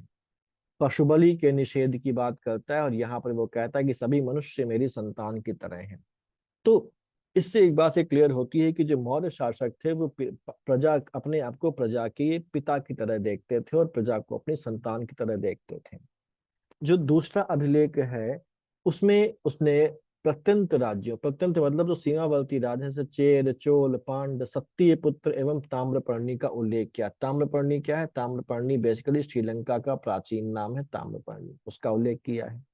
इसी में उसने पशुओं की चिकित्सा, मानवों की चिकित्सा, लोक कल्याणकारी कार्यों के बारे में बात की है। तीसरा जो बृहद शिलालेख है, इसमें उसने महामात्रों और पदाधिकारियों को ये कहा है कि वो हर 5वें वर्ष साम्राज्य का दौरा करेंगे। राजुक और रज्जुक नाम के जो अधिकारी हैं उनकी नियुक्ति की बात भी इसी तीसरे बृहद शिलालेख में की गई है। पांचवा जो बृहद शिलालेख है उसने उसमें धर्म महामात्रों की नियुक्ति व उनके कार्यों का निर्देश दिया है। मैंने अभी बताया था कुछ देर पहले कि धर्म महामात्रों की या धम्म महामात्रों की जो नियुक्ति है वो बेसिकली बौद्ध धर्म के प्रचार और प्रसार के लिए की गई थी। और इसी में मौर्यकालीन समाज में जो वर्ण व्यवस्था थी वो किस प्रकार की थी, इसका उल्लेख भी इसी 5वें बृहद शिलालेख में उसके मिलता है। जो 11वां बृहद शिलालेख है उसमें वो धम्म विजय की विशेषताओं का उल्लेख करता है। 12वां बृहद शिलालेख में उसने धार्मिक सहिष्णुता की नीति का उल्लेख किया है। और 13वें बृहद शिलालेख में उसने कलिंग युद्ध का उल्लेख किया है, आठविक राज्यों का उल्लेख किया है, और 5 सीमांत यूनानी राजाओं से उसके मैत्री संबंधों का पता चलता है। तो ये मोस्ट इम्पोर्टेंट है। किस शिलालेख में किस बारे में बात की गई है ये आपके जुबान पे होना चाहिए। 5 सीमांत यूनानी राजाओं से जिनसे उनकी मैत्री का पता चलता है वो कौन कौन से हैं, तो उसमें से एक है एंटियोक या एंटियोकस जो सीरिया का राजा था, तुर्मै या टॉलमी जो मिस्र का राजा था, अंताकनी, अनाकनी या एंटीगोनस जो मैसिडोनिया का राजा था, साइरीन का राजा था मग, मकमास या मेगारस, और अलेक्सुंदर या अलेक्जेंडर जो एपायरस का राजा था। इनके साथ इसके जो मित्रतावत संबंध थे उनकी जानकारी हमको मिलती है। ठीक।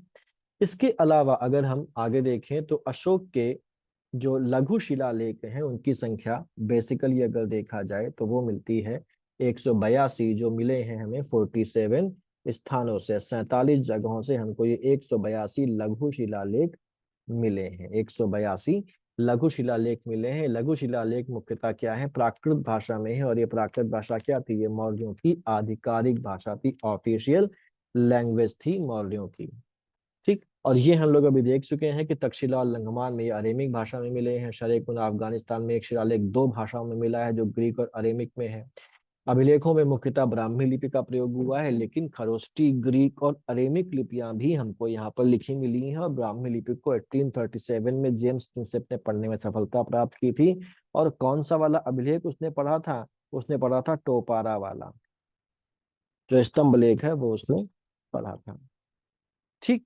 अच्छा, एक चीज और यहाँ पर देखें कि जो माइनर रॉक एडिक्ट्स हैं उसमें से मैंने ये बताया था कि जो भाब्रू अभिलेख है,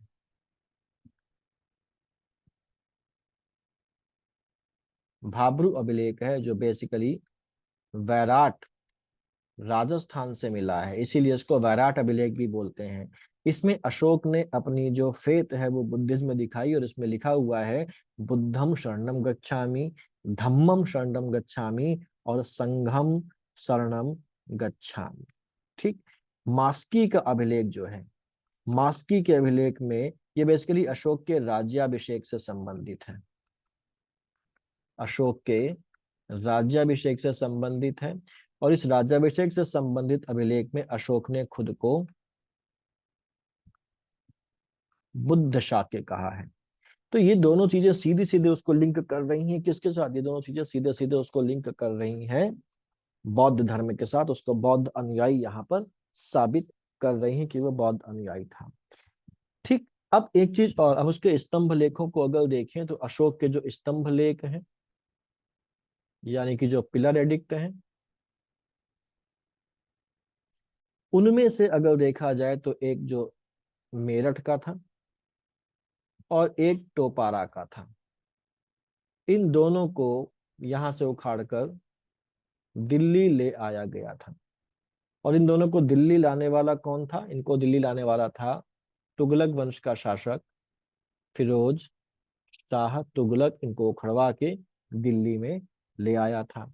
अशोक का एक अभिलेख रुक्मिणदई अभिलेख है, जिसके बारे में हम लोगों ने बात कर ही ली, ये भी इंपॉर्टेंट है, रुक्मिणदई अभिलेख। और अशोक का एक और अभिलेख जो है बेसिकली प्रयाग प्रशस्ति। ठीक, ये जो प्रयाग प्रशस्ति है इसमें अशोक का मूलतः ये अभिलेख है, लेकिन अशोक के इस अभिलेख में बाद में समुद्रगुप्त ने भी अपना अभिलेख लिखवा दिया और बाद में जहांगीर ने भी इसमें अपना अभिलेख लिखवा दिया था। तो प्रयाग प्रशस्ति मूलतः अशोक का अभिलेख है, लेकिन इसमें अशोक के साथ साथ समुद्रगुप्त और जहांगीर जहांगीर के अभिलेख भी खुदे हुए हमको दिखते हैं। ठीक,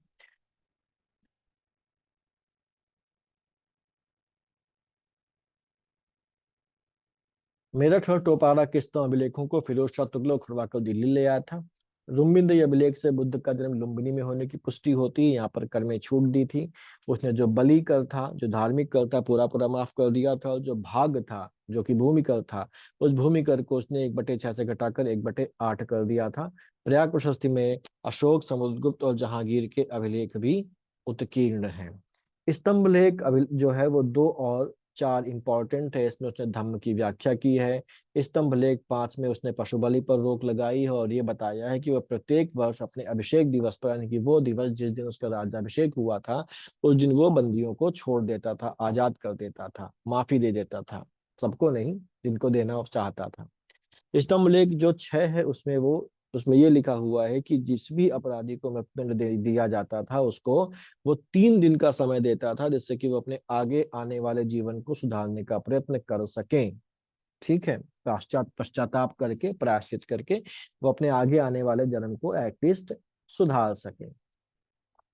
गुफाओं की बात अगर करें तो अशोक ने कुछ गुफाएं बनवाई थी जो बेसिकली बराबर की गुफाएं हैं। अशोक के द्वारा बनवाई गई थी। ये गया के पास स्थित हैं। ये गुफाएं उसने आजीविकों को दान दी थी और यहाँ पर कुल 4 गुफाएं हैं, जिनमें से एक का नाम है लोमस ऋषि की गुफा, दूसरे का नाम है सुदामा गुफा, तीसरे का नाम है कर्ण चौपाल और चौथे का नाम है विश्वकर्मा गुफा। गया के पास ये गुफाएं स्थित हैं। नागार्जुन गुफाएं दशरथ ने बनवाई थी और ये गुफाएं भी आजीवकों को दान में देके रखी गई थी। यहाँ पर 3 गुफाएं हैं, गोपिका या गोपिका कुबा, वदीठी का कुबा और वकिया का गुफा। ये दोनों ही गुफाएं बेसिकली बिहार में हैं, गया से कुछ दूरी पर जहानाबाद जिले में। और जैसा मैंने भी कुछ देर पहले बताया था कि अशोक के अभिलेख में उसकी एक ही रानी कौरवाकी का उल्लेख मिलता है। रुम्मिनदई अभिलेख बेसिकली आर्थिक अभिलेख था। आर्थिक अभिलेख क्यों? क्योंकि इसमें कर के दरों में परिवर्तन और कर की माफी की बात है। तो क्योंकि इसमें कर की दरों में परिवर्तन, कर की दरों को घटाना और कर को माफ करने की बात है, इसलिए ये कहा जाता है कि ये आर्थिक गतिविधियों से संबंधित है, तो रुम्मिनदई को आर्थिक अभिलेख कहा जाता है। इसके अलावा उसके जितने भी अभिलेख है रुम्मिनदई के अलावा, वो सारे कैसे अभिलेख हैं? वो प्रशासनिक अभिलेख हैं। ठीक, सांची और सारनाथ के लघु स्तंभों में एक अभिलेख में ये लिखा हुआ मिलता है कि जो भी संघ में फूट डालने की कोशिश करेगा, ठीक है, जो भी संघ में फूट डालने की कोशिश करेगा उसको देश निकाला दे दिया जाएगा, उसको श्वेत वस्त्र देकर मगध साम्राज्य से बाहर निकाल दिया जाएगा। ऐसा सांची और सारनाथ के लघु अभिलेखों में लिखा हुआ हमको मिलता है।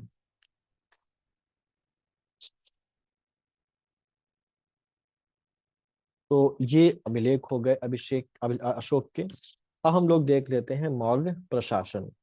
मौर्य प्रशासन की अगर बात करें तो जो मौर्य प्रशासन था वो बेसिकली अगर देखा जाए तो मौर्य एडमिनिस्ट्रेशन को जानने का जो स्रोत है कि मौर्य एडमिनिस्ट्रेशन कैसा था, इसके बारे में जो जानने का स्रोत है उसका सबसे अच्छा स्रोत है अर्थशास्त्र।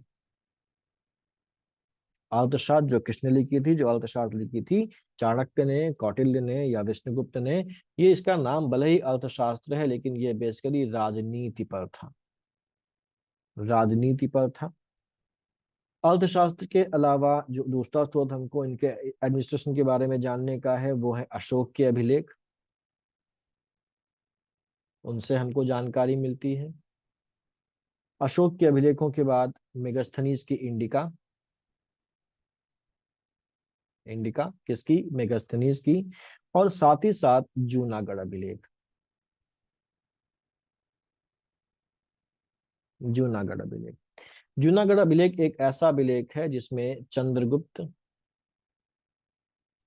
मौर्य और अशोक दोनों का नाम मिलता है। यहाँ पर चंद्रगुप्त मौर्य के द्वारा एक नहर खुद वो जलाशय खुदवाया जाता है, इसका नाम सुदर्शन जलाशय होता है, सुदर्शन झील होता है। और बाद में अशोक के द्वारा इससे नहरें निकलवाई जाती है। इन दोनों का ही उल्लेख जूनागढ़ अभिलेख में किया गया है। ठीक है। अर्थशास्त्र बेसिकली पहली ऐसी पुस्तक है जिसमें राज्य की परिभाषा दी गई है, राज्य को परिभाषित किया गया है। ठीक। और इसमें एक सिद्धांत दिया गया है जो कि बेसिकली है सप्तांग सिद्धांत। ये सप्तांग सिद्धांत क्या है? इसमें राज्य के 7 अंग बताए गए हैं। राज्य के 7 अंग बताए गए और ये कहा गया कि किसी भी राज्य के 7 अंग होते हैं, जो कि है सबसे पहला राजा, दूसरा है अमात्य, तीसरा है जनपद, चौथा है दुर्ग, पांचवा है कोष, छठा है दंड और सातवां है मित्र। राजा कौन है? राजा होता है स्वामी, या राज्य को ही राजा कहा जा रहा है। अमात्य कौन होता है? अमात्य होता है मंत्री। जनपद बेसिकली क्या है? राज्य की जो भूमि है वो जनपद है। दुर्ग क्या है? राज्य की राजधानी दुर्ग है। कोष क्या है? राज्य का खजाना कोष है। राज्य का की जो न्याय व्यवस्था है और जो सेना है वो दंड का भाग माना जाता है। और राज्य का हित चाहने वाले, राज्य के जो हितैषी हैं, उनको मित्र का दर्जा दिया जाता है। सप्तांग सिद्धांत में इन सातों के अलावा एक और अंग के बारे में कहा गया है जो कि है बेसिकली शत्रु। लेकिन शत्रु जो है बेसिकली वो राज्य के हितैषी नहीं होते हैं और राज्य के लिए आवश्यक नहीं होते। कौन राज्य चाहेगा कि हमारा कोई शत्रु हो? तो इसीलिए सप्तांग सिद्धांत में इसको शामिल नहीं करते, लेकिन फिर भी इसका उल्लेख यहाँ पर किया गया है। ठीक है। अब मौर्य प्रशासन बेसिकली अगर हम लोग देखें तो जो मौर्य प्रशासन था वो पूरी तरीके से केंद्रीकृत प्रशासन था, क्योंकि जो सभी शक्तियां थी वो राजा के पास थी। कोई भी डेलीगेशन ऑफ पावर नहीं था, कोई भी पावर का विकेंद्रीकरण नहीं किया गया था। सभी शक्तियां किसके पास थी? राजा के पास थी, इसलिए इसको केंद्रीकृत प्रशासन बोलते हैं। राजा बेसिकली लोक कल्याणकारी राज्य यहाँ पर लेकर आया था। जो राजा का उद्देश्य होता था वो होता था लोक कल्याणकारी राज्य की स्थापना। और राजा यहाँ पर बेसिकली जो अवधारणा लेके चलता था वो पितृपरक राज्य की अवधारणा लेके चलता था। पितृपरक राज्य की अवधारणा का मतलब क्या होता है? राजा अपने आप को प्रजा का पिता मानता था। अशोक के अभिलेख में भी तो लिखा है कि सारी प्रजा मेरी संतान है, प्रजा मेरी संतान है, यानी कि जो प्रजा है वो मेरी संतान है। और राजा क्या है? राजा उसका पिता होगा, जो अपनी प्रजा को अपने पुत्र की तरह, अपने संतान की तरह, अपनी पुत्री की तरह उसका ध्यान रखेगा, उसका भला चाहेगा और उसका कल्याण करने का काम करेगा। राजा जो यहाँ पर होते थे बेसिकली अपने लिए अंगरक्षिकाएं रखते थे, महिला अंगरक्षिकाएं रखते थे। और इन महिला अंगरक्षिकाओं को नाम दिया जाता था समरारंगनी।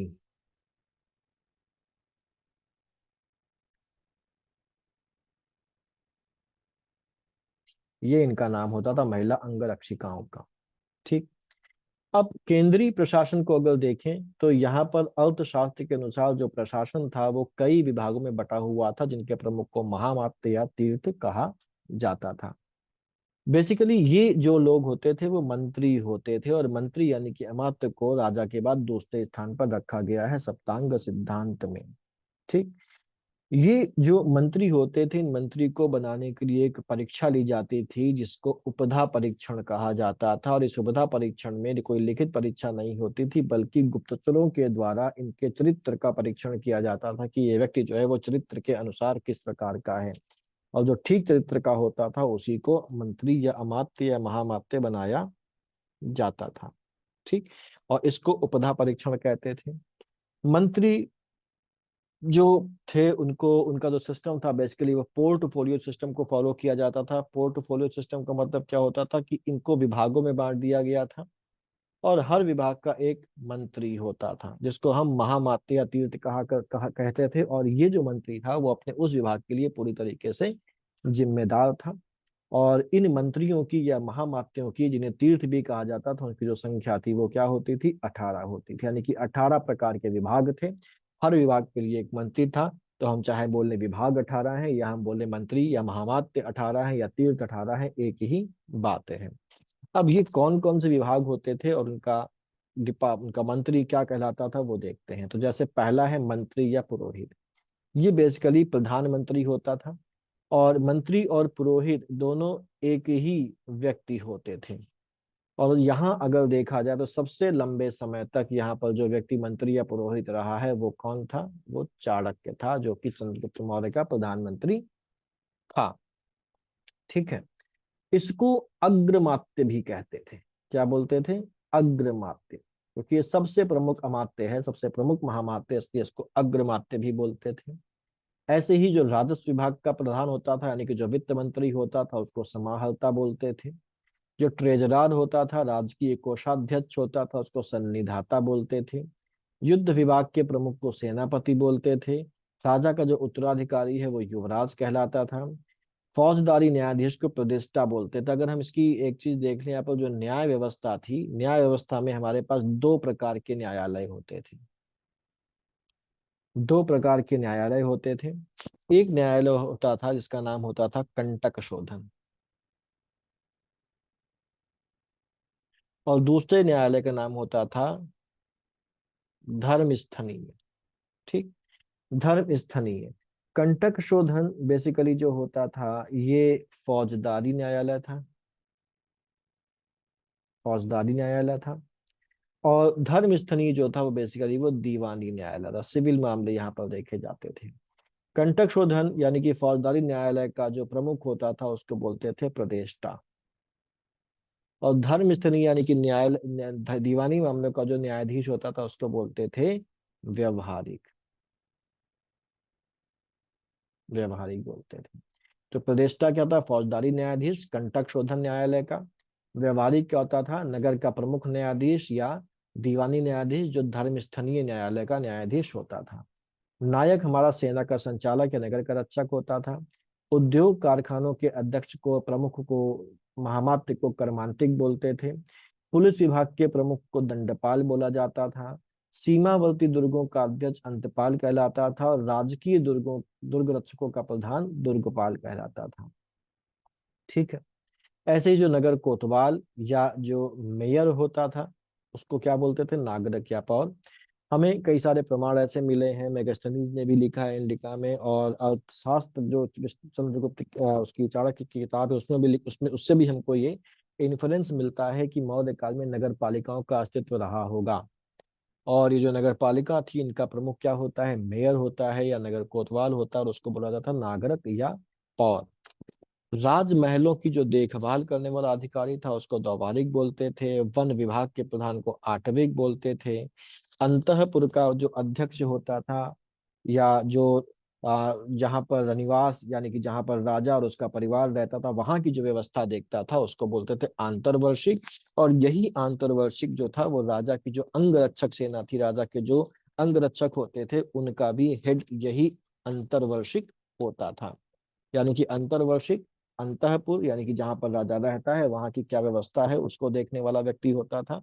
साथ ही साथ राजा की अंगरक्षक सेना का प्रधान भी अंतर्वर्षिक होता था। 17वां हमारा प्रशासता है, जो रिकॉर्ड डिपार्टमेंट, अक्षपटल का मतलब होता है जहाँ पर रिकॉर्ड रखे जाते हैं, तो जो रिकॉर्ड डिपार्टमेंट है उसका जो हेड था वो प्रशासता होता था। और ये क्योंकि रिकॉर्ड डिपार्टमेंट का हेड है तो इसलिए राजकीय रिकॉर्ड को बनाना व सुरक्षित रखने वाला काम इसका था। और इसके अंडर एक अधिकारी होता था जो जिसका नाम होता था महाअक्षपटलिक। महाअक्षपटलिक जो उसके, ये तो मंत्री हो गया और ये इस डिपार्टमेंट का हेड हो गया जो देखता था। मंत्री परिषद का जो अध्यक्ष था उसको मंत्री परिषदाध्यक्ष बोला जाता था। तो ये हमारे 18 विभाग जिनको तीर्थ बोलते थे, और इनका जो प्रमुख होता है उसको भी तीर्थ बोलते थे या महामात्य बोलते थे।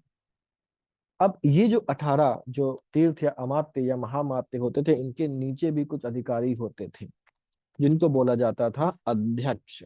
ठीक है, इनके नीचे वो अधिकारी होते थे जिनको अध्यक्ष बोला जाता था, और ये बेसिकली इनकी जो संख्या थी वो 27 अध्यक्ष बेसिकली माने जाते हैं, जिनमें से कुछ इंपॉर्टेंट अध्यक्ष यहाँ पर हैं। जैसे पहला है लक्षणा अध्यक्ष। लक्षणा अध्यक्ष बेसिकली मुद्रा और टकसाल विभाग का अध्यक्ष होता था। पौतवा अध्यक्ष जो होता था वो माप तौल का अध्यक्ष होता था। माप और तौल का जो डिपार्टमेंट है, मेजरिंग डिपार्टमेंट है, उस डिपार्टमेंट का जो हेड था उसको पौतवा अध्यक्ष बोलते थे। वो अधिकारी जो राजकीय धन, जुर्माने वगैरह का डिपार्टमेंट देखता था उसको शुल्काध्यक्ष बोलते थे। जो कृषि यानी कि एग्रीकल्चर डिपार्टमेंट का हेड होता था महामात्य के अंतर अंदर, उसको सीताध्यक्ष बोलते थे। जो खानों का यानी कि माइंस डिपार्टमेंट को देखता था उसको आक्राध्यक्ष बोलते थे। जो चारागाहों का अध्यक्ष होता था उसको विविताध्यक्ष बोलते थे। विविध का मतलब होता है चारागाह, जहाँ पर जानवर चरते हैं।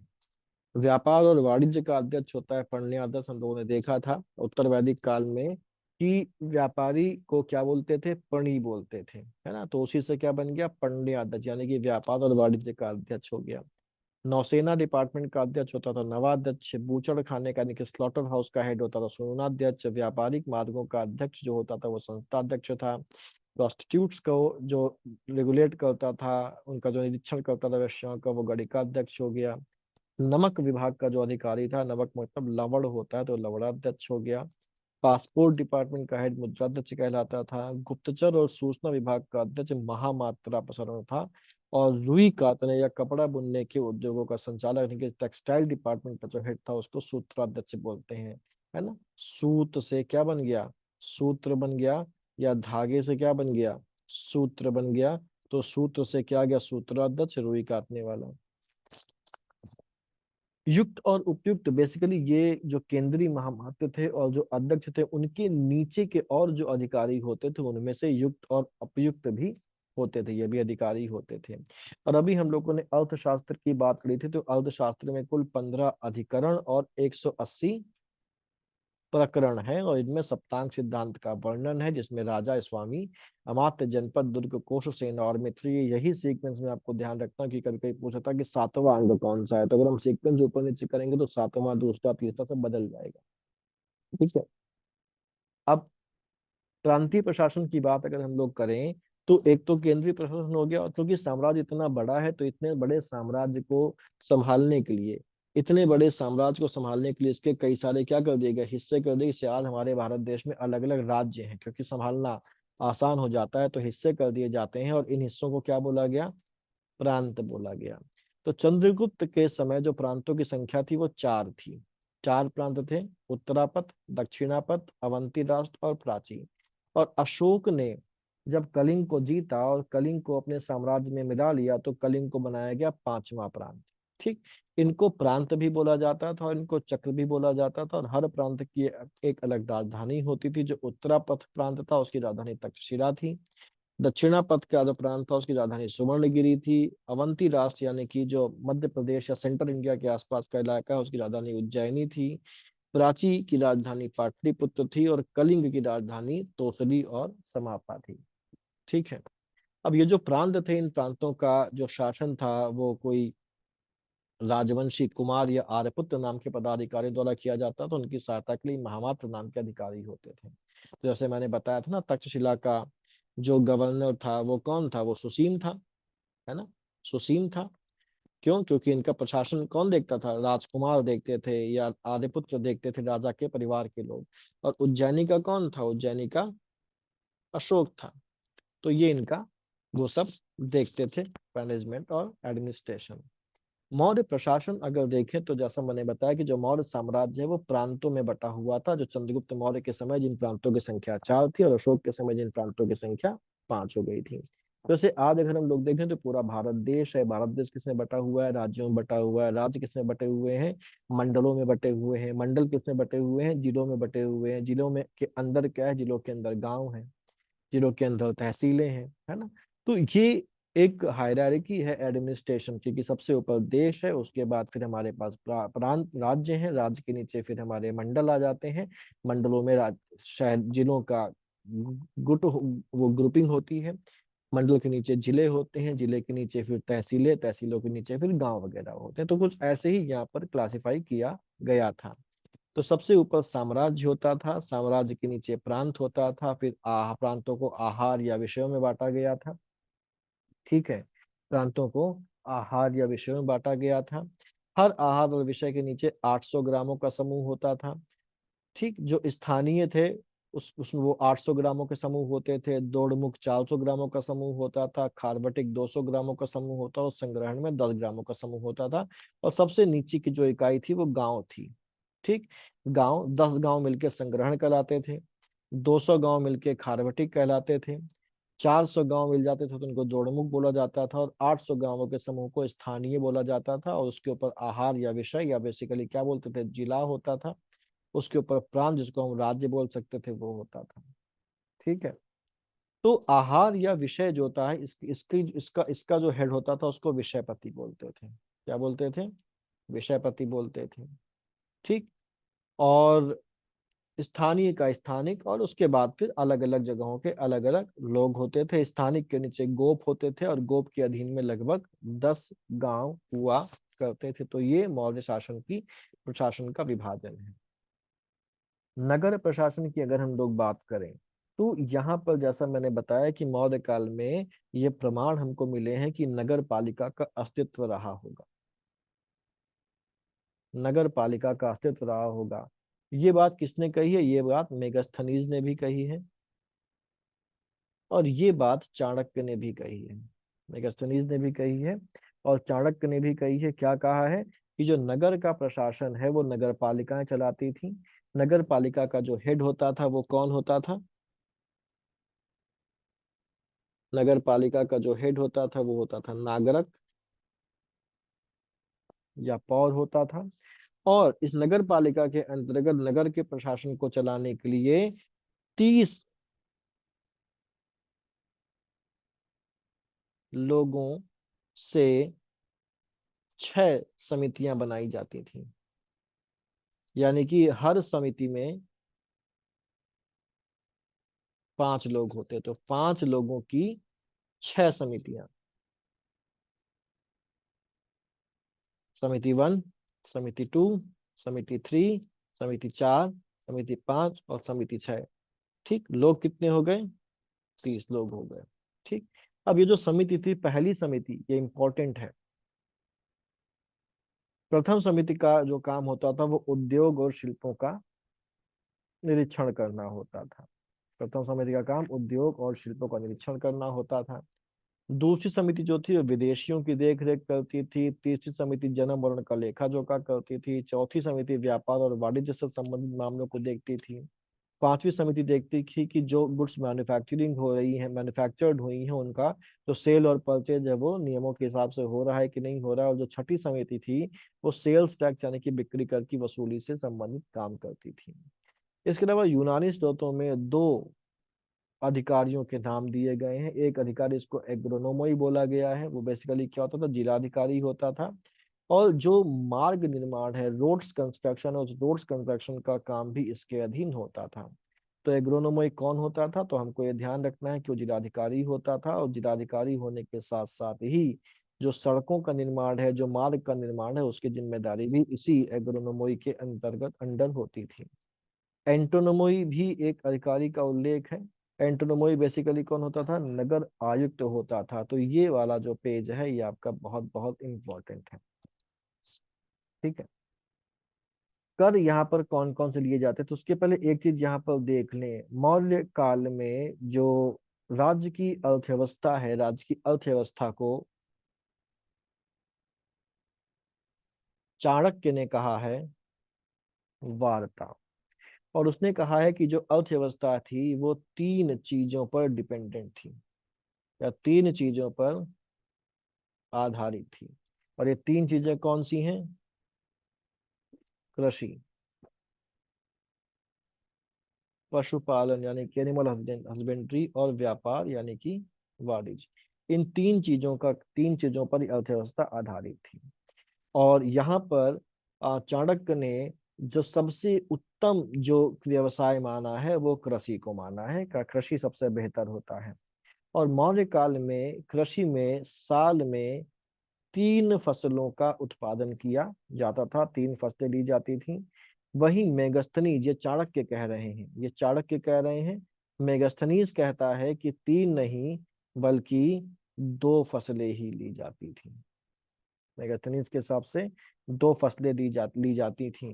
तो अगर एग्जाम में आ जाता है कि मौर्य काल में कितनी फसलें साल में ली जाती थी, तो अगर उसमें पूछा गया कि मेगास्थनीज के अनुसार कितनी फसलें ली जाती, तो जवाब होगा 2 फसलें। और अगर पूछा गया है चाणक्य के हिसाब से तो कितनी होंगी, 3। और अगर कुछ नहीं कहा गया है और ये पूछा गया है कि मौर्य काल में कितनी फसलें ली जाती थी, तो हम चाणक्य को प्रेफर करेंगे और चाणक्य के हिसाब से 3 फसलों का उत्तर वहां पर लगाकर चले आएंगे। ठीक। अब यहाँ पर कुछ टैक्सेस हैं हमारे पास। जो टैक्सेस कौन कौन से हैं, तो एक तो हमारे पास बेसिकली पिंड कर है। पिंड कर वो टैक्स होता है जो पूरे गांव के ऊपर लगा दिया जाता है। ठीक है। पिंड कर पूरे गांव के ऊपर लगाया जाने वाला कर पिंड कर कहलाता था। सामूहिक रूप से गांव के ऊपर लगा दिया, गांव के सभी लोग मिलकर उसको देते थे। ठीक है। अच्छा, एक चीज और, एक शब्द है परिहारिका। परिहारिका क्या होता था, जिन गांवों को, कुछ गांव को टैक्स माफ कर दिया गया, जिन गांवों को कर नहीं देना होता था उन्हें परिहारिका कहा जाता था, उन्हें परिहारिका कहा जाता था। ठीक। भाग क्या है, भाग होता था निजी भूमि पर लगने वाला भू राजस्व। ठीक है। बलि होता था धार्मिक कर। बलि, बलि धार्मिक कर होता था। हिरण्य, हिरण्य वो टैक्सेज होते थे जो नगद लिए जाते थे।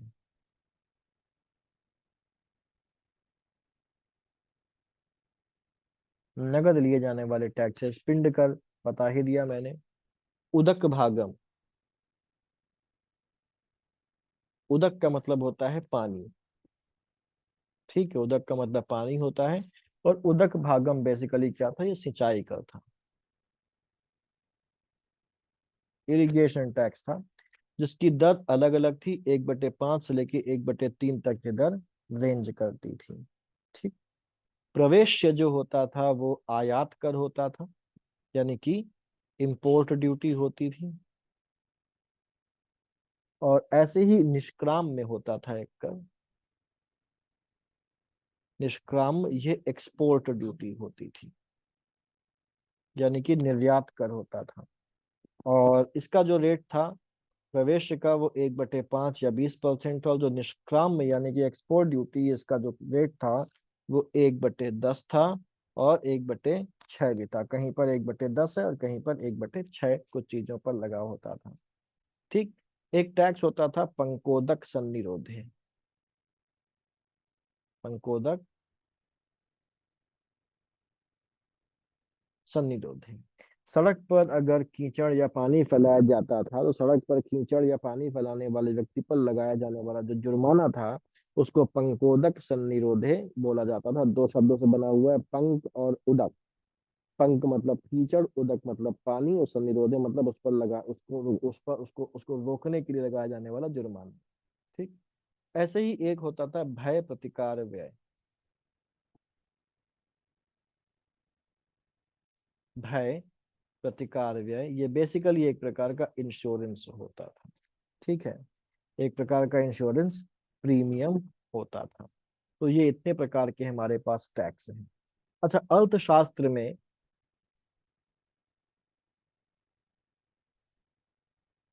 भूमि को 10 वर्गों में बांटा गया, यानी कि 10 प्रकार की भूमि बताई गई है, जिनमें से कुछ इंपॉर्टेंट है। एक है जिसको बोलते हैं क्रस्ट। क्रस्ट कौन सी भूमि होती है, जुती हुई भूमि।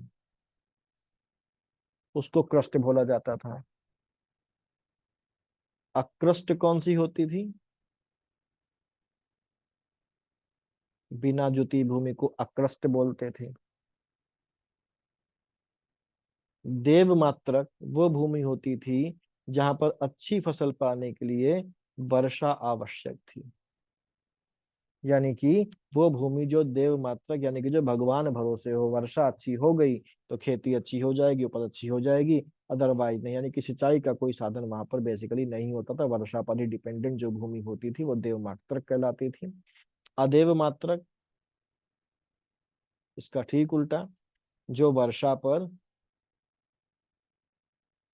निर्भर ना हो वो अदेव मात्रक हो गई। ऐसे ही विविध, विविध होता था बेसिकली चारागाह, ग्रेज लैंड, चारागाह विविध होता था। तो अदेव मात्रक भूमि वह भूमि होती थी जहाँ जिसमें बिना वर्षा के भी अच्छी खेती होती थी। राज्य की आय का प्रमुख स्रोत भूमि कर था, जो उपज का 1/6 होता था। हिरण्य नगद में लिया जाने वाला कर होता था। ठीक, सेतुबंध, राज्य की ओर से किया जाने वाला सिंचाई का प्रबंध सेतुबंध कहलाता था, और सिंचाई पर लगने वाला कर होता था उदक भागम। निशुल्क श्रम और बेगार को विष्टि कहते थे। कृषि में भूस्वामी को क्षेत्रक और काश्तकार को उपवास कहा जाता था, यानी कि जिसकी खुद की जमीन है उसको क्षेत्रक कहा जाता था, और जो दूसरे की भूमि पर काम करता था उसको उपवास कहा जाता था। शिक्षण कार्य से जुड़े और यज्ञ कराने वाले ब्राह्मणों को कर मुक्त भूमि दी जाती थी, उनको वो भूमि दी जाती जिस पर उनको टैक्स नहीं देना होता था, और ऐसी भूमि को ब्रह्मदेय कहा जाता था। तो ब्रह्मदेय कौन सी भूमि होती थी? वह भूमि जिस पर कोई भी टैक्स नहीं चुकाना है, जिस पर कोई भी भू राजस्व नहीं चुकाना है। अब यहाँ पर अगर देखा जाए तो मौर्य काल में चलने वाली मुद्रा, तो सबसे प्राचीन जो मुद्रा है, सबसे प्राचीन जो सिक्का है वो है आहत सिक्का, जिसको इंग्लिश में बोलते हैं पंच मार्क्ड कॉइन। ये मौर्य काल में भी चलते थे, और ये चांदी के होते थे और तांबे के भी होते थे। ठीक, इसके अलावा सुवर्ण और निष्क भी चलता था, जो बेसिकली सोने का होता था। करशापण, पण और धरण, ये चांदी के सिक्के होते थे। तो करशापण, पण और धरण चांदी के सिक्के होते थे। माशक नाम का भी एक सिक्का है। ये माशक का सिक्का नाम का सिक्का जो था वो तांबे का सिक्का था। और एक और सिक्का होता था, इसको बोलते थे काकड़ी। ये भी तांबे का होता था, लेकिन तांबे का छोटा सिक्का था ये, तांबे का छोटा सिक्का, ये काकड़ी कहलाता था। ठीक, स्त्रियों के बारे में बात की जाए, समाज के बारे में बात की जाए, तो मौर्य काल में दास प्रथा का अस्तित्व था। दास प्रथा का अस्तित्व था, जिसका उल्लेख हमको अर्थशास्त्र में भी मिलता है।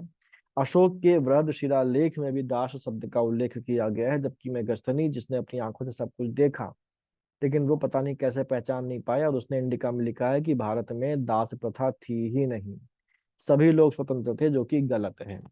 यानी कि मेगास्थनीज की इंडिका में ये जो कहा गया है कि दास प्रथा नहीं थी वो गलत है। दास प्रथा थी, और इसका प्रमाण हमको अर्थशास्त्र में मिलता है, और अशोक के वृहद शिलालेख में भी दास का उल्लेख किया गया है। मेगास्थनीज के हिसाब से, मेगास्थनीज के अनुसार जो भारतीय समाज है वो 7 वर्गों या वर्णों में विभाजित था।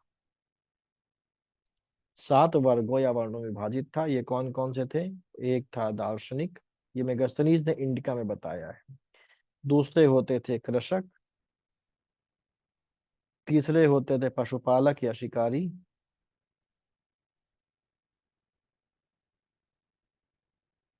चौथे होते थे शिल्पी और व्यापारी।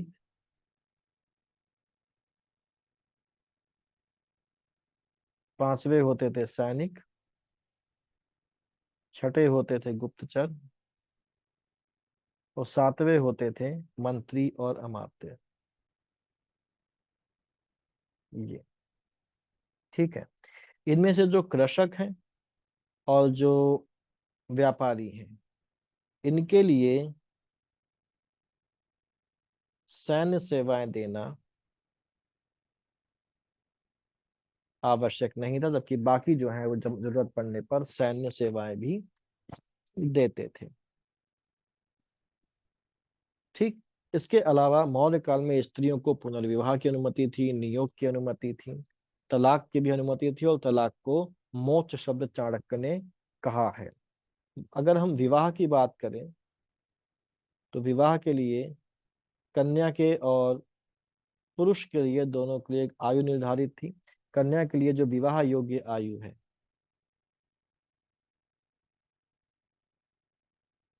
वो थी 12 वर्ष, और पुरुषों के लिए जो विवाह योग्य आयु थी वो थी 16 वर्ष। अर्थशास्त्र में चाणक्य ने ये कहा है कि विवाह बेसिकली एक प्रकार का समझौता या अनुबंध है, और जिसको तोड़ा भी जा सकता है, यानी कि तलाक लिया जा सकता है, और इसके लिए मोक्ष शब्द का प्रयोग किया गया है। मौर्य काल में स्त्रियों को सेना में भी भर्ती किया जाता था, जैसा हम लोगों ने देखा था, वो अंगरक्षिकाएं भी होती थी। और यहाँ पर अगर देखा जाए तो जो प्रोस्टिट्यूशन था उसको राजकीय संरक्षण प्राप्त था, और ऐसी स्त्रियों को रूपा जीवा कहा जाता था, और इस डिपार्टमेंट के निरीक्षक को, इंस्पेक्टर को गणिकाध्यक्ष कहा जाता था। न्याय व्यवस्था की अगर हम लोग देखें तो न्याय व्यवस्था की बात अगर करें तो यहाँ पर दो जो मौर्यकालीन न्याय व्यवस्था थी वो सुधारवादी ना होकर कठोर और आदर्शवादी थी। ठीक है। चोरी करने पर हाथ काट दिए जाते थे, इस तरीके का यहाँ पर न्याय व्यवस्था थी। और यहाँ पर क्योंकि केंद्रीकृत थी तो सम्राट जो था वो सर्वोच्च और अंतिम न्यायालय था। सबसे छोटा न्यायालय ग्राम सभा होती थी, जहाँ पर जो ग्रामणी होते थे, ग्राम के प्रमुख और ग्राम वृद्ध जो होते थे वो निर्णय देते थे। इनके ऊपर, ग्राम के ऊपर याद रखिए संग्रहण था, उसके ऊपर खारबटिक था, उसके ऊपर द्रोण मुक्त था, स्थानीय था, आहार या जनपद या विषय थे। तो इन सभी लेवल पर अलग अलग न्यायालय होते थे। और अगर ओवरऑल देखा जाए तो अर्थशास्त्र में दो प्रकार के न्यायालयों के उल्लेख है। एक है धर्मस्थी न्यायालय जो कि दीवानी थी, और एक कंटक शोधन न्यायालय जो कि फौजदारी अदालत थी। हिंसात्मक मामलों की सुनवाई यहाँ पर, और जो सिविल मामले हैं उनकी सुनवाई यहाँ पर, पैसे का लेन देन, मकान को खाली करवाना, सब दीवानी में आते हैं। चाणक्य ने यहाँ पर तीन प्रकार के जुर्मानों का उल्लेख किया। एक है पूर्व साहस, मध्यम साहस और उत्तम साहस, जो अपराध या गलती की इंटेंसिटी क्या थी उसके आधार पर लगाए जाते थे। ठीक है। उसके आधार पर लगाए जाते थे। और सेना की अगर बात की जाए तो जैसा मैंने बताया था कि नंदों की सेना बहुत बड़ी थी, लेकिन जो मौर्य सेना थी, जो मौर्य सेना थी, ये नंद की सेना से 3 गुना बड़ी थी। नंद की सेना से भी 3 गुना बड़ी थी। ये सेना नियमित थी और इसको वेतन दिया जाता था। ठीक है। सबसे पहले नियमित सेना किसने रखी थी? सबसे पहले नियमित सेना हम लोगों को याद है, पिछली क्लास में देखा था मैंने, बिंबिसार ने रखी थी, और इसीलिए उसको एक उपाधि सैन्य भी दी गई थी। सेना अगर हम लोग देखें तो जहां पर है तो उसको हम आदम छावनी बोलते हैं, जबकि उस समय इसको गुल्म बोला जाता था। और सेना का जो वेतन होता था, उस सेना के वेतन को बोला जाता था गुल्म देय बोला जाता था। सेना को वेतन को गुल्म देय बोला जाता था। ठीक। गुप्तचर व्यवस्था की बात अलग अगर करें तो यहाँ पर गुप्तचर एक डिपार्टमेंट था, एक, और गुप्तचर विभाग का जो प्रमुख था उसको महामात्य सर्प कहा जाता था। गुप्तचरों को यानी कि जासूसों को अर्थशास्त्र में गूढ़ पुरुष कहा गया है। और मौर्य काल में दो प्रकार के गुप्तचर होते थे। एक वो गुप्तचर जो एक ही स्थान पर रहकर काम करते थे, उनको संस्था कहा जाता था। और वो गुप्तचर जो एक स्थान पर नहीं बल्कि घूम घूम के कभी यहाँ कभी वहां कभी दूसरी जगह जाकर वहां पर जासूसी किया करते थे, उनको संचार कहा जाता था। महिला और पुरुष दोनों ही गुप्तचर हो सकते थे, अगर कोई पुरुष गुप्तचर है तो वो किस प्रकार का गुप्तचर है, किस तरीके से काम कर रहा है, वो वेश बदल के रह रहा है, वो साधु बनकर भिखारी बनकर वहां पर जासूसी कर रहा है, उसके आधार पर उनके नाम होते थे। उनको संती बोला जाता था, तृष्णा बोला जाता था, शरद बोला जाता था। वही महिला गुप्तचरों को वृषली, भिक्षुकी तथा परिव्राजक कहा जाता था। ठीक। इसके अलावा एक चीज और यहाँ पर देखें, यहाँ पर व्यापारिक मार्ग, ये इंपॉर्टेंट है, समझ लेते हैं इसको। व्यापारिक मार्ग, व्यापारिक मार्ग अगर देखें तो दो व्यापारिक मार्ग यहाँ पर थे, इंटरनल आंतरिक व्यापारिक मार्ग थे, जिनमें से एक है हमारा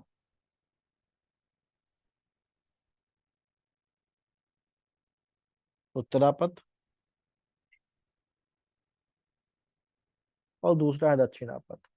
उत्तरापथ कुछ और नहीं, आज का जो जीटी रोड है यही उत्तरापथ था, और इसका जो निर्माण हुआ था वो चंद्रगुप्त मौर्य के समय हुआ था।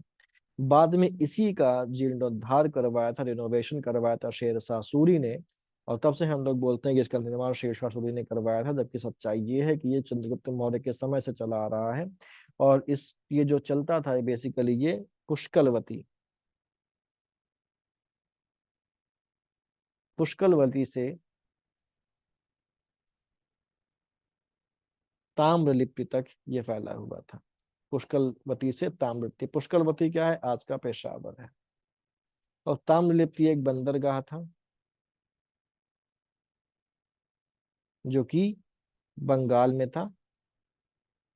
ठीक। बंगाल की खाड़ी में पूर्वी तट पर ये बंदरगाह था। दूसरा दक्षिणापथ था। दक्षिणापथ जो है वो बेसिकली पाटलिपुत्र से, यानी कि पटना से जाता था, गोदावरी नदी के तट पर स्थित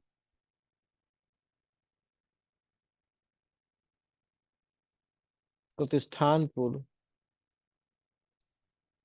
या पैठन तक। ठीक है।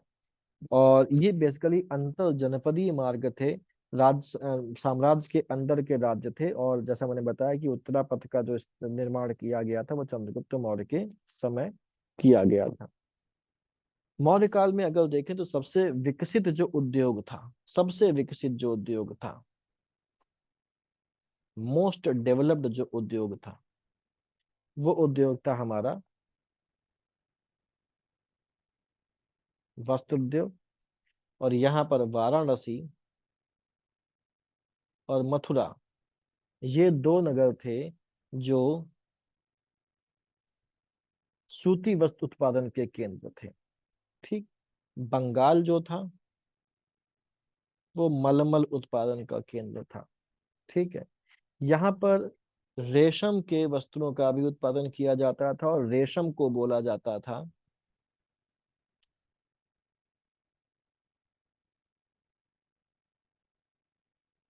कौशेय। ठीक है। कौशेय, कौशेय बेसिकली जो कीमती रेशमी वस्त्र होते थे वो होता था। और छौम, जो सामान्य रेशमी वस्त्र होते थे उनको छौम बोला जाता था। छौम। ठीक है। तो ये बेसिकली हमारा जो मौर्य साम्राज्य है, मौर्य साम्राज्य में हम लोगों ने सभी चीजें देख ली। उसके स्रोत देख लिए, मौर्य साम्राज्य के जो शासक थे वो देख लिए, अंतिम शासक कौन था, बीच वाले कौन थे, अशोक के अभिलेख, चंद्रगुप्त के अभिलेख, और ये प्रशासनिक व्यवस्था हम लोगों ने पूरी देख ली। इसको अच्छे से रिवाइज करिएगा, अच्छे से समझिएगा और अच्छे से तैयारी करिएगा। मिलते हैं हम लोग डे 8 में। और डे 8 यानी कि कल की उसमें वीडियोस में हम लोग बात करेंगे जो शेड्यूल में आगे की बातें हैं। ठीक है। चलिए पढ़िए। All the best.